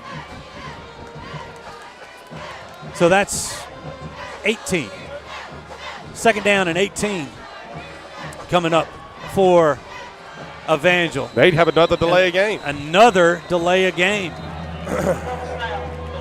Wow. That's. All right, so 5 yards back again. It'll be second down and 23 timeout now. And we've.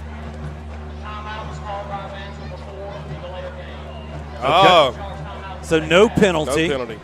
So this is their second timeout. Evangel takes a timeout. 8:34 to go. Neville leading 33-26. We'll be back in 30 seconds with more Neville Tiger football. For over 50 years, Cartown has been servicing Northeast Louisiana, and the Neville Tigers have been a huge part of our growth. And for that, Cartown Tires and Service would like to say, go Tigers! A sandwich with soup. No, salad. With Nuke's Pick 3, satisfy all your cravings. Sandwich salad soup, sandwich soup mac, sandwich, sandwich, sandwich. Such possibilities from $12.99. Nuke's, extra with every bite. Welcome back to the Family Solutions broadcast booth. We are high atop Bill Ruple Stadium on a warm summer night here in Monroe, Louisiana. Pop Houston has pressure, tries to throw the middle screen. He's got it complete. That's the big running back, 6, got to tackle who's him. Finally brought down as he gets the lost yardage back. That's Day Drake. He's getting a little chippy down there on the turf. Let's see where they mark the football. They're going to mark it at the 24-yard line. 3rd down and 8. Yeah, it's 3rd down. We need the Tiger fans to get up, make some noise. I know they can't hear us, but you can hear a pin dropping here right now. Big 3rd down play for the Tigers. We're going to have some fan lessons as they go for the reverse, and it's Juju slipped down, and the return man, or actually the runner, is going to have the first down. That's number 4, DeMarcus Evans, as Juju had that sniffed out. Yep. But he slipped there on the turf, and Evans is going to have a first down for the Eagles. Yeah, good play call right there. I mean, that's, 3rd and long and run the reverse, and you got Juju there. He's got to keep his feet. Yep. And just make the tackle. All right, first down at the Evangel 48-yard line. Evangel keeps the drive alive. Low snap. Pop's going to take it himself. He breaks a tackle, breaks another one. He's got room on the far sideline. Are they going to be able to catch him? They finally do at the 20-yard line. Low snap, and Pop just puts it in the middle of the field and slides outside for another big gain for the Eagles. Yep. Clock stopped, 7:29 to go in this one. Strong runner. We bounced off of him right there. And, he's put on some pounds and some muscle since his sophomore year, and we had a couple of Tiger defenders just slide right off of him. Evangel splits 3 receivers wide to the right side. They're going to hand off away from that. That's Drake, who's dragged down after a minimal gain, maybe let's call it 2 yards, down to the 18-yard line. 2nd down and 8 upcoming for Evangel. Yeah, good open field tackle right there by Jaden Reed. He got into him and was able to hold on. He's a load to try to bring down Day, number 6. He's done a good job tonight. Here we go, 2nd down and 8. Drake in the backfield. They're going to hand it to him, and he's got running room, and he's going to go into the end zone. 18-yard touchdown from Drake. He had a big hole there on the right side right there, Robert. Yep. Just wore down the Tiger defense. You get a 3rd and long, and they get a big play, and it kind of just drains you. You saw we got a sack early, and we're playing fired up, and got to get off the field on those 3rd and longs. Evangel keeping the offense in there. They went for 2, or tried to go for 2 last time, got a penalty. Now they're still trying to get the right personnel in there. Play clock hadn't even started. No. Now it goes. They got the big backs in the backfield. They're going to put number 30 in motion, and then They get the pitch off, but a great defensive play. Jaden Reed comes up and sniffs that play out. There is a a flag. Sitting at the 4-yard line. I think he was a little too quick. You think we're going to be offsides? Yep, I think he was a little too quick. We'll see. We wait on this flag. Illegal formation. Too many people in the backfield. And it's formation issues have been the key for Evangel. So Neville retains this 1-point lead with the extra point being no good. We're going to take a 30-second break. We'll be back on the other side with more Neville Tiger football. At St. Francis Health, we're focused on serving you with a dedication to excellence, innovation, clinical expertise, and respect for who you are as a person. As we turn our attention to the future, our commitment to Northeast Louisiana is at the center of how we move St. Francis forward. Our highly skilled team has one thing in mind: excellence in healthcare. It is our honor and our mission to serve you and this community. St. Francis, official healthcare partner of the Neville Tigers.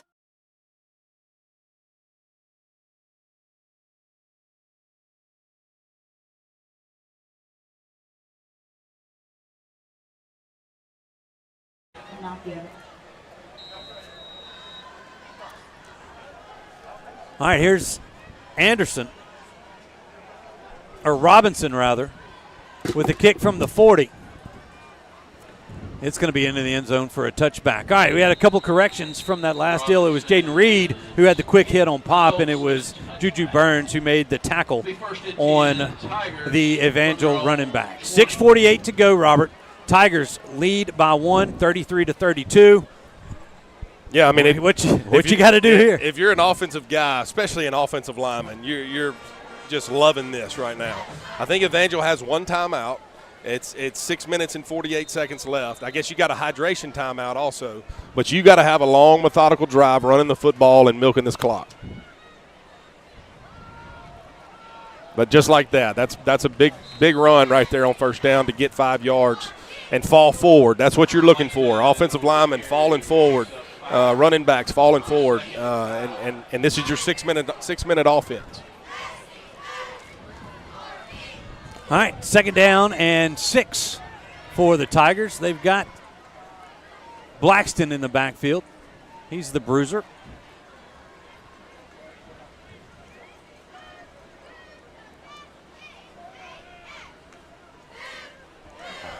Well, the bobble gets in the hands of Blackston, and he's going to have the first down. Another sonic drive in on North 18th Street. First down as Robinson couldn't handle the snap. That was one that he just took his eyes off of. And you remember Peyton Manning when he got in the shotgun snap? That's how Parker's going to have to get. He's going to have to get in an athletic position and expect the ball to be everywhere. Yeah, and be a shortstop. We've made it to the final hydration timeout of the evening.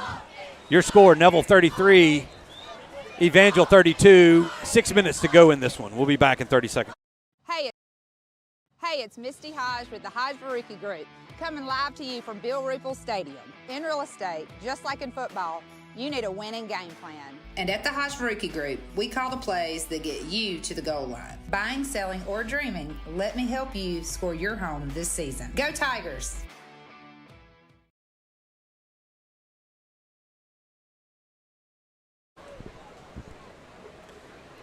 Well, there's a Tiger huddle as we're in this hydration timeout, but there's an injured Evangel Eagle on the field. We see as they tend to him right there on the 40-yard line. We'll try to get you a number here as looks like it's cramped. Yeah, they're trying to stretch that out. Yeah, it doesn't look like anything serious, so they're going to pull this young man up. Let's see. That's number 33. Number 33 is Nick Lopez, another senior. Now he's got to come out of the game, right? Or is it because it was a timeout? He went down on the timeout. Okay. But it was 33, and he stays in there. Because that wasn't an injury timeout. No, here he comes. Here he comes. Come out. Yeah. If they delay the game in any way. Yeah. All right, folks, 6 minutes remaining in this one. 33-32 is our score. Neville in the lead.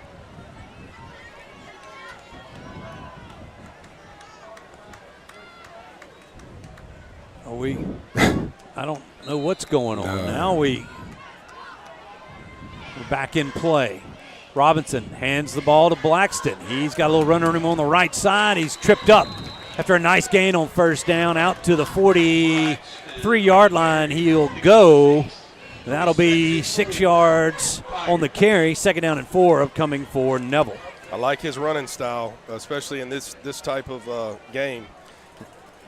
He's Evangel only has 1 timeout. Yeah. Okay. Yeah. So just keep that in your back pocket for now.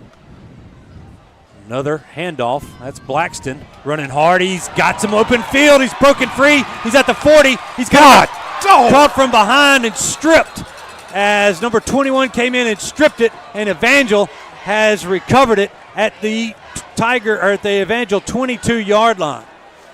Blackston is down. Bodies all over the place. They might, let's see. I don't know. There's some discussion on this. It's Evangel It looks ball. like it's a fumble. Yeah, we'll see is. it here on the Creed and Creed replay as Blackston got in the open field and 21 came after and did nothing. Yeah, great but play. the strip. I mean, great play by the Evangel guy. Yep, and number 9 came in and recovered it. Yeah. They fell on him. That's going to be probably what got Blackston shaken up. He's up and he looks okay. Yeah, I don't know what the officials are discussing. It was that was a fumble. Yeah, it was a clear fumble. The ruling on the field. The runner fumbled the ball, recovered by Evangel. 1st and 10 Evangel. Fumbled at what? It was recovered by Evangel. Yeah.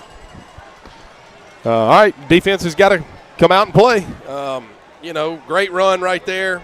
Just got to be aware of the situation and protect the ball. And, of course, he's in the open field, and the guy just caught him. I mean, that's a great play by the Evangel defender. Having the awareness to strip it out. Exactly, in that deal. That was 21 on the strip. Seth Collins. We've called his name a couple of times tonight for the Eagles. Well, Robert, back up to the Tiger defense as the Tigers are clinging to a 1-point lead. He's one of the best junior quarterbacks in the country. Having the ball at the 20-yard line. Jaden Reed comes from behind, almost made the tackle. Couldn't quite get Pop Houston down, and there's a flag coming in late on that sideline. This might be a sideline infraction on the other sideline. They're going to say Pop Houston was down at the 29. They should be a yard shy, but let's see what this flag is. I mean, it's unbelievable. I don't know how many flags have been thrown, but it's a lot. I mean, we're at 9:48, and we still got 5 minutes to go in this one. There's been a lot of penalties in this football game. Let's see. Personal foul. Sideline interference. Well, we're back even on that. Even on the sideline interferences. I mean, they got to give Coach Duron. He's on crutches over there. It wasn't Coach Duron. It was another one. Okay. I think it was the assistant head coach on the other side. Got to give him a little line. grace over there. See if we can't see it here on this Creed and Creed replay. Yeah, right there. Yeah. I mean, it's not much. They're not being much. sticklers for it, I guess, in this first game. Well, that's going to be a personal foul tacked on after, and they're discussing it with the officials. Coach Duron's pleading his case over there, just like Coach Collins was. Exactly.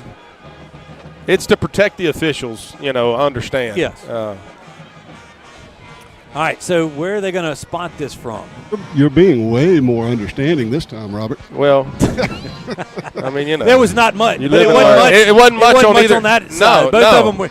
He did say they were both ticky-tacky. Yeah. But it's the officials trying to set the tone for the rest of the year and I understand they're out there running down the sideline, and I wouldn't want to be run into a big coach or player.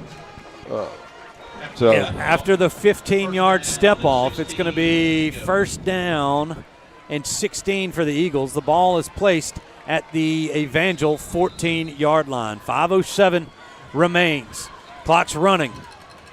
One Neville, timeout. 33. Evangel 32. Evangel has 1 timeout remaining. Neville, I believe, has all 3 in the second half.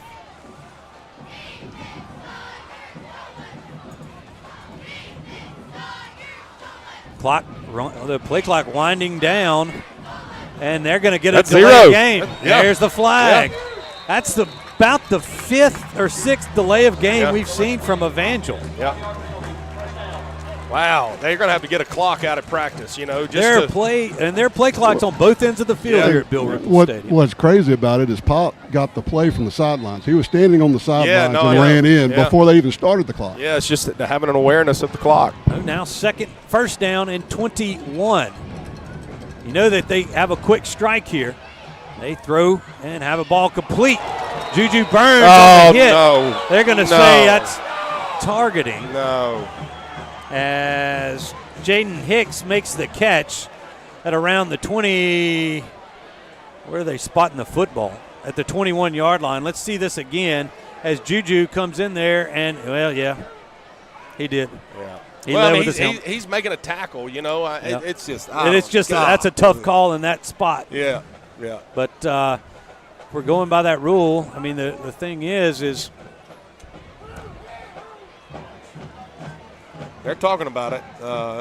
They're discussing it. It is Here what we it go. is. I mean, it was a gain of about 12 on that first down play out to the 21-yard.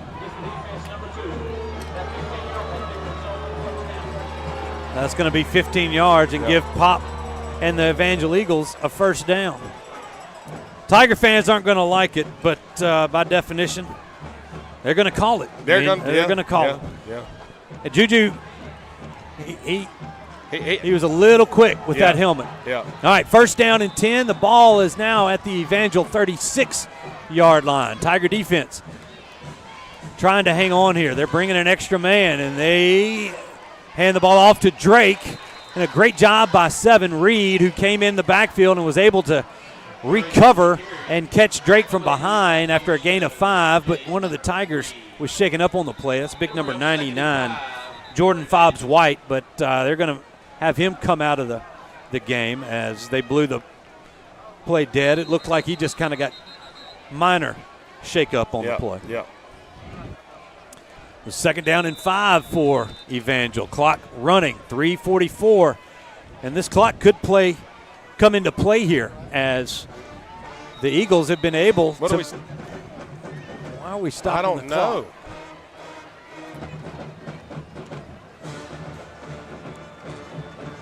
We're going to be out here at 11 o'clock. Let's see what is going on. Clock is stopped.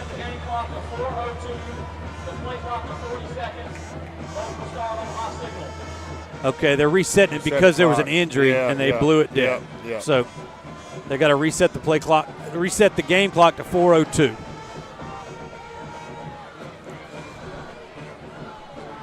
There it is. All right. Clock is reset. And now the clock starts running. Second down and 5. Drake in the backfield. They're going to go for the no flag. There's the flag. Okay. It was the reverse again for DeMarcus Evans, who's finally wrestled down at the Neville 41, but that's coming back. Everybody in Bill Ruple Stadium saw that hold on that far side. As he had him wrapped up. We might be able to see it, catch it on the Creed and Creed replay, but that was 5, most likely. Yeah. And it happened Abraham. before it came before into the frame. Yeah. So that's going to push the Evangel Eagles back 10 yards. I'll go all the way back to the 36-yard line. It'll be second down and 15 for Evangel. Just got a text from Ben Mintz. He's watching from Chicago. He's part of Yeah. Barstools. Said, great game. Well, I know he's pulling for Neville. That's why I love Ben, but we're not going to go with the old Mitzi curse. Hey, he's an Ole Miss fan. But I'm glad that Ben is watching. We enjoy watching you on Barstool. All right. Second down and 15. Here come. All right, we're going to start the clock. I mean, we're going to be past 10 o'clock. I'm telling you, it's school night. It's school night. These kids got tests in the morning. Yeah. All right. Oh, my goodness. And another. What are we doing? What are we trying to – I mean, we got to – if it's behind the line of scrimmage, it's from the original line, right? Or is this they're saying it's a spot foul? It's their first game, too.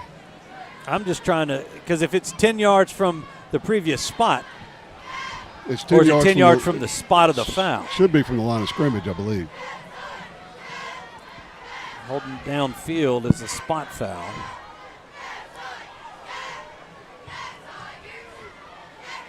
All right, here we go. Now we're ready for play. 1st and 15. Drake in the backfield. 4 receivers, 2 to each side for Pop. He throws it out, and he's got a man complete out to about the 42-yard line. Nice gain there on 1st down to get some of those penalty yards back. It's going to bring up 2nd down and 4 for the Eagles. Yeah, good catch right there. Just ran to come back and a great throw. He was on time, and receiver did a good job of sliding up under that. I thought he was going to trap it, but looked like he got under it. Clock running at 3:17 and counting. Neville leads Evangel 33-32. There's Pop. He's going to call his own number. He's got the 1st down, and he's wrestled down, and a flag comes in from the back judge. We'll see what this is. Face mask. I don't know if I saw it. I saw him get rolled over a guy. Must have been when he came through the line of scrimmage, because the guy that tackled him never grabbed his face. Yeah, there's the face mask. That's going to tackle on 15 more. So from the 48-yard line, we'll get down to the 33-yard line. And the drive continues for Evangel. Now they have a strong-legged kicker. Hasn't been very accurate on the field goals and extra points, but just remember that if it may come into play here. All right, Pop, late handoff there to Drake, and he's going to be wrestled down by 44. That's Jacoby Collins. Gain of 4 on 1st down, 2nd down and 6. And this is when Coach Collins has got to start thinking about taking a few timeouts himself. Yeah, depending on formation and what they're trying to do. I would expect them to try to take a shot at some point using Pop's arm and mobility. Here comes the 2nd down play. It's again 2 receivers to the near side, 2 to the far. Drake in the backfield. They're going to turn. They hand it to Drake. He bounces it outside. Not much room, but he's fighting for yardage. He's across the 25. He's going to be down at the 25-yard line. He'll be short of the 1st down by about 1.5 yards. They're going to say 2 over there. 3rd down and 2 for Pop. And we've reached the 2-minute mark here in this 4th quarter. Big play here for the Tiger defense, and these fans are kind of getting to their feet. Let's go, Tigers. Let's go, fans. Yeah. Been here long enough. Pop calling his own number, and he is hit at the line of scrimmage and driven back. Are they going to give him enough for the 1st down? It looks like he might be 1 yard short.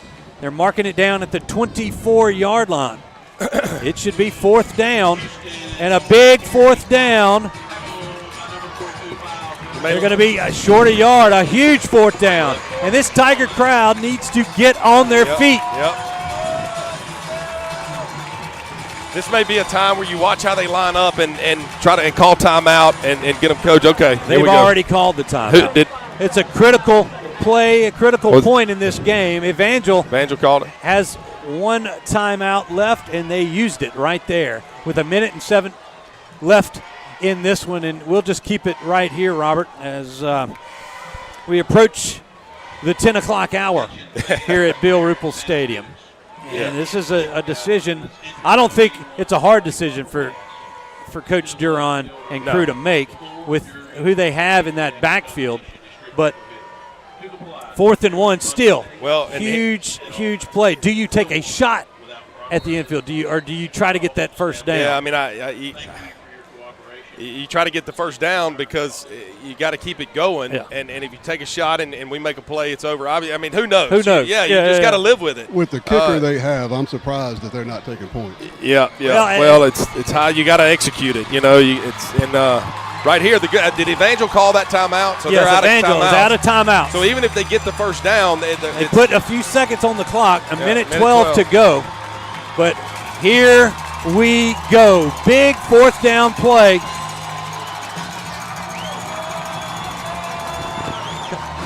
And it's one-on-one. You got to take a shot. One-on-one on the edge on all those receivers.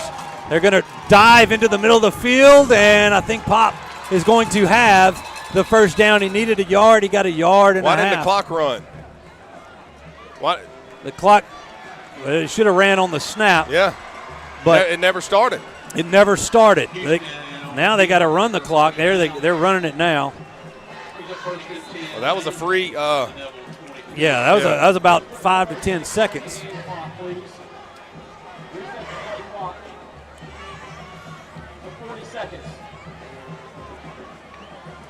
Yeah, now they got to show in a minute 6.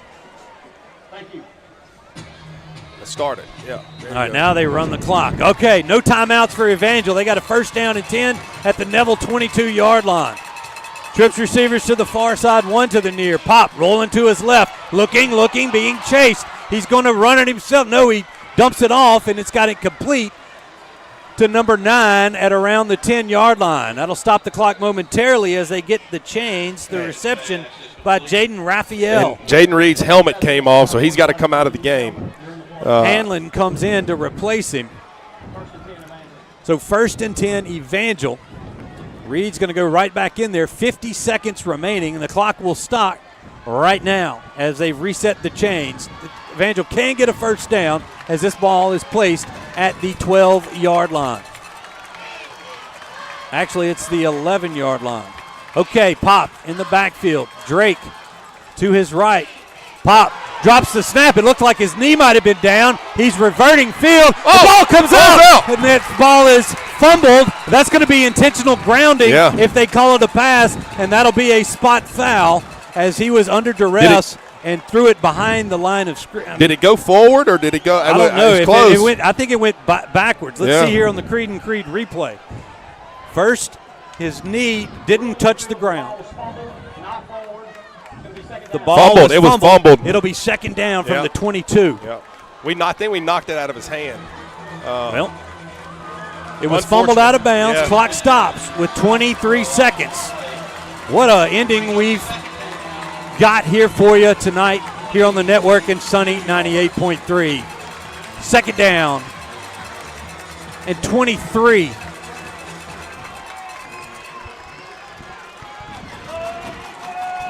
From the 23.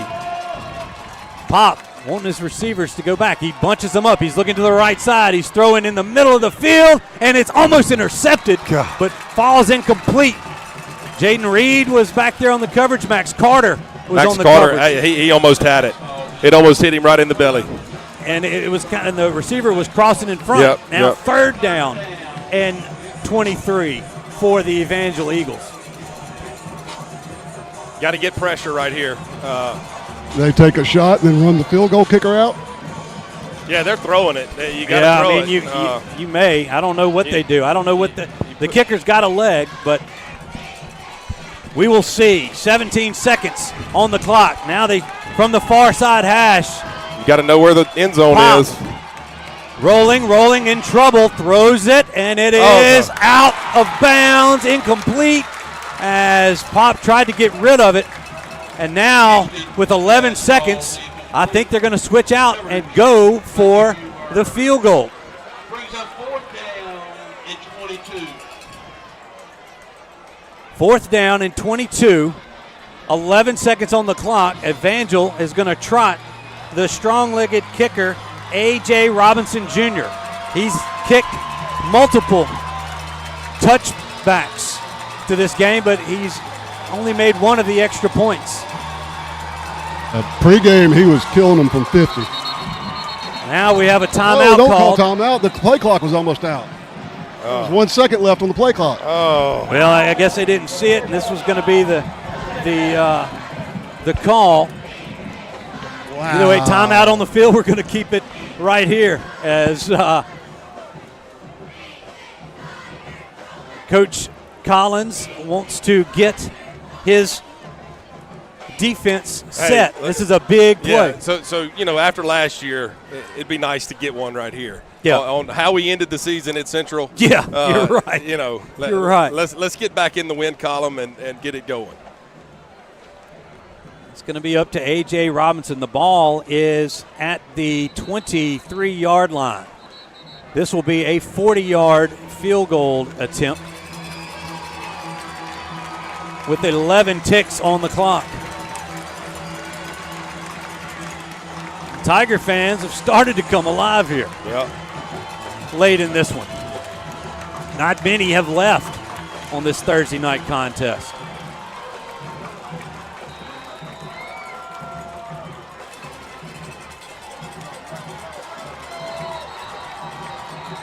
Now he's going to take another timeout. Now the Tigers have 3 of them. I think this is the last. I mean, this is the second one, and they're going to take another one. That'll probably be the last one that they take. Yeah, and you want to. At least have one. Well, and you want to tell your guys. You want to make sure you don't line up over center. You don't line up over center. Don't line up off sides. And the outside rushers, hold your water. Yeah, it's important that you put pressure. Yeah. But don't jump off sides and put pressure up the middle. We've done that on the extra points tonight, and so you got to sell out right here. And they put 97 in the game, who looks like he's about 6'10". That's Connor Mason, a junior. He plays basketball too, right? Yeah. He might be the jumper. Yeah, he's in the the middle. He's the middle jumper in the middle. But he's got to know he can't jump over. That's right. It's got to be straight up. Got to be straight up. Go get the rebound. Okay. Neville 33, Evangel 32. Evangel trying to. He did it. He did it one more time. He's not taking him home. And that's going to – now everybody's out of timeout. Yeah. Man, what a way to open the season here. We've had a heck of a football game. Yeah, Jason, Marion State Bank sideline. I probably would have saved one just in case they make it. Well, that's why we do what we do. That's right. You're exactly right. He's got faith in his defense right here to come up with a stop.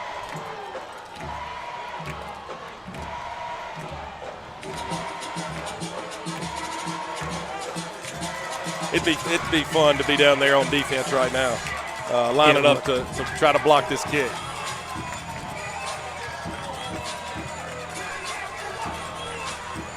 All right. They're going to have to do something here. No more timeouts left. 11 seconds remain. A.J. Robinson. Snap, hold, from kick. 40 yards out. The snap. The kick. It's blocked. Blocked. Got to fall on it. Fall on it. A blocked kick. We'll have to check it out on the replay. I think that might have been Reed. What a game. What a game. Wow. Evangel is going to come up a point short once again at Bill Ruple Stadium. I don't see. Do we catch it on the replay? I didn't see who got that. It was right in the middle. You talked about we'd gotten pressure in the middle, but now the Tigers got to go under center for this kneel. And here comes the right guard in there, and Parker Robinson will take a knee, and the Tigers will escape. I think it might have been Reed. I missed that as I'm watching this final deal. We'll check it out on the Jim Taylor postgame report. And that's going to do it. Clock ticks off are they going to try and say they're running the clock? Yeah. 3, 2, 1. Ball game. Tigers win. Tigers win. Tigers win. What a nail biter we've had at Bill Ruple here tonight. 33-32 is your final as the teams meet at midfield for the post-game handshakes, and we will have Coach Collins to break this down for you here, coming up here in this Jim Taylor Auto Group post-game show. But, Robert, a heck of a football game. Yeah. If you're a Tiger fan, the Neville coaches, Neville players, you got to be fired up to come out of here with a victory. Yeah. We left a lot of meat on the bone. A lot of points on the board. Evangel is a heck of a football team. Pop Houston's great. I thought our defense did a very good job tonight of containing him for the most part. They're going to go on and do a lot of good things. There's a lot of things that we can learn from as a football team. Quickly, I think we got Coach Collins down there with Jason. Coach, you want to break it down for me, or you want me to break it down for you? It wasn't pretty. Let me tell you one thing. It's 33-32. The good guys won, so that's all I care about. I'm going to tell you that right now. I mean, our guys just kept fighting. And, I mean, we did a lot of, crazy things happen tonight, and the chips fall where they may at the end of the ball game, and we got the opportunity to come up with a big block on the field goal attempt. And, it's one of those games. I mean, it's never not entertaining when we play these guys. Right. I swear, it's unbelievable. It's 2 years and two times we played here. It's been decided by play. We go over there and we finally take the lead at the end of the ball game over there. Last year, but until then, it was nip and tuck the whole time. And they're well coached. They got good athletes. They got good players, and the quarterback's fantastic. But I'm gonna tell you, our guys just kept fighting and kept fighting. We could have laid down early in the ball game and said the heck with it, but that's not the way we're built. And I think, I can't be more proud of them. Our coaches did a great job making some adjustments at halftime. And, the ball just, man, wow. That's all I can say is wow. Fun, isn't it, Coach? Yeah. Hey, you got Calvary coming in next week, and we get to do it all over again. We do it all over again. Hopefully we can not shoot ourselves in the foot so many times in that ball game, First game jitters. Woo, boy. Congratulations, Coach. All right. Thanks, Jason, and thanks, Coach Collins. As you see, the student section, the football team, and everybody singing the alma mater down there. The total yards for the night, actually, the Tigers came out on top there, ended up with about 470 to Evangel's 354. But most important stat of the night, brought to you by NetTech Managed IT Services, is that final score, 33-32. The Tigers escaped with this one, Robert. Yeah, no doubt about it. And like Coach Collins said, we shot ourselves in the foot offensively, bad snaps, fumbles, and then in special teams. You know, we got to clean things up. First game of the year. A lot of new guys, not a lot of new young guys. And so plenty to build on. It's great to get a win. Sometimes you lose close games and sometimes you win close games. And we got to enjoy this and build on it. And we got a heck of a season coming up. We definitely do. Well, folks, it's been a late night. We're glad that you've hung in there with us here on the Neville Tiger Network and Sunny 98.3. For all of our crew, we got Michelle Conway, Vaughn Wetzel, Cannon Talbot on the cameras, as well as Sean Hollister. Jay Traylor, Andy Martin on the stats. Will Anders directing everything. And for Jason and Robert, I'm Stewart Shelby saying good night. Tigers win this one 33-32. We'll see you Wednesday night at Melvin's for Tiger Talk. Good night, everybody.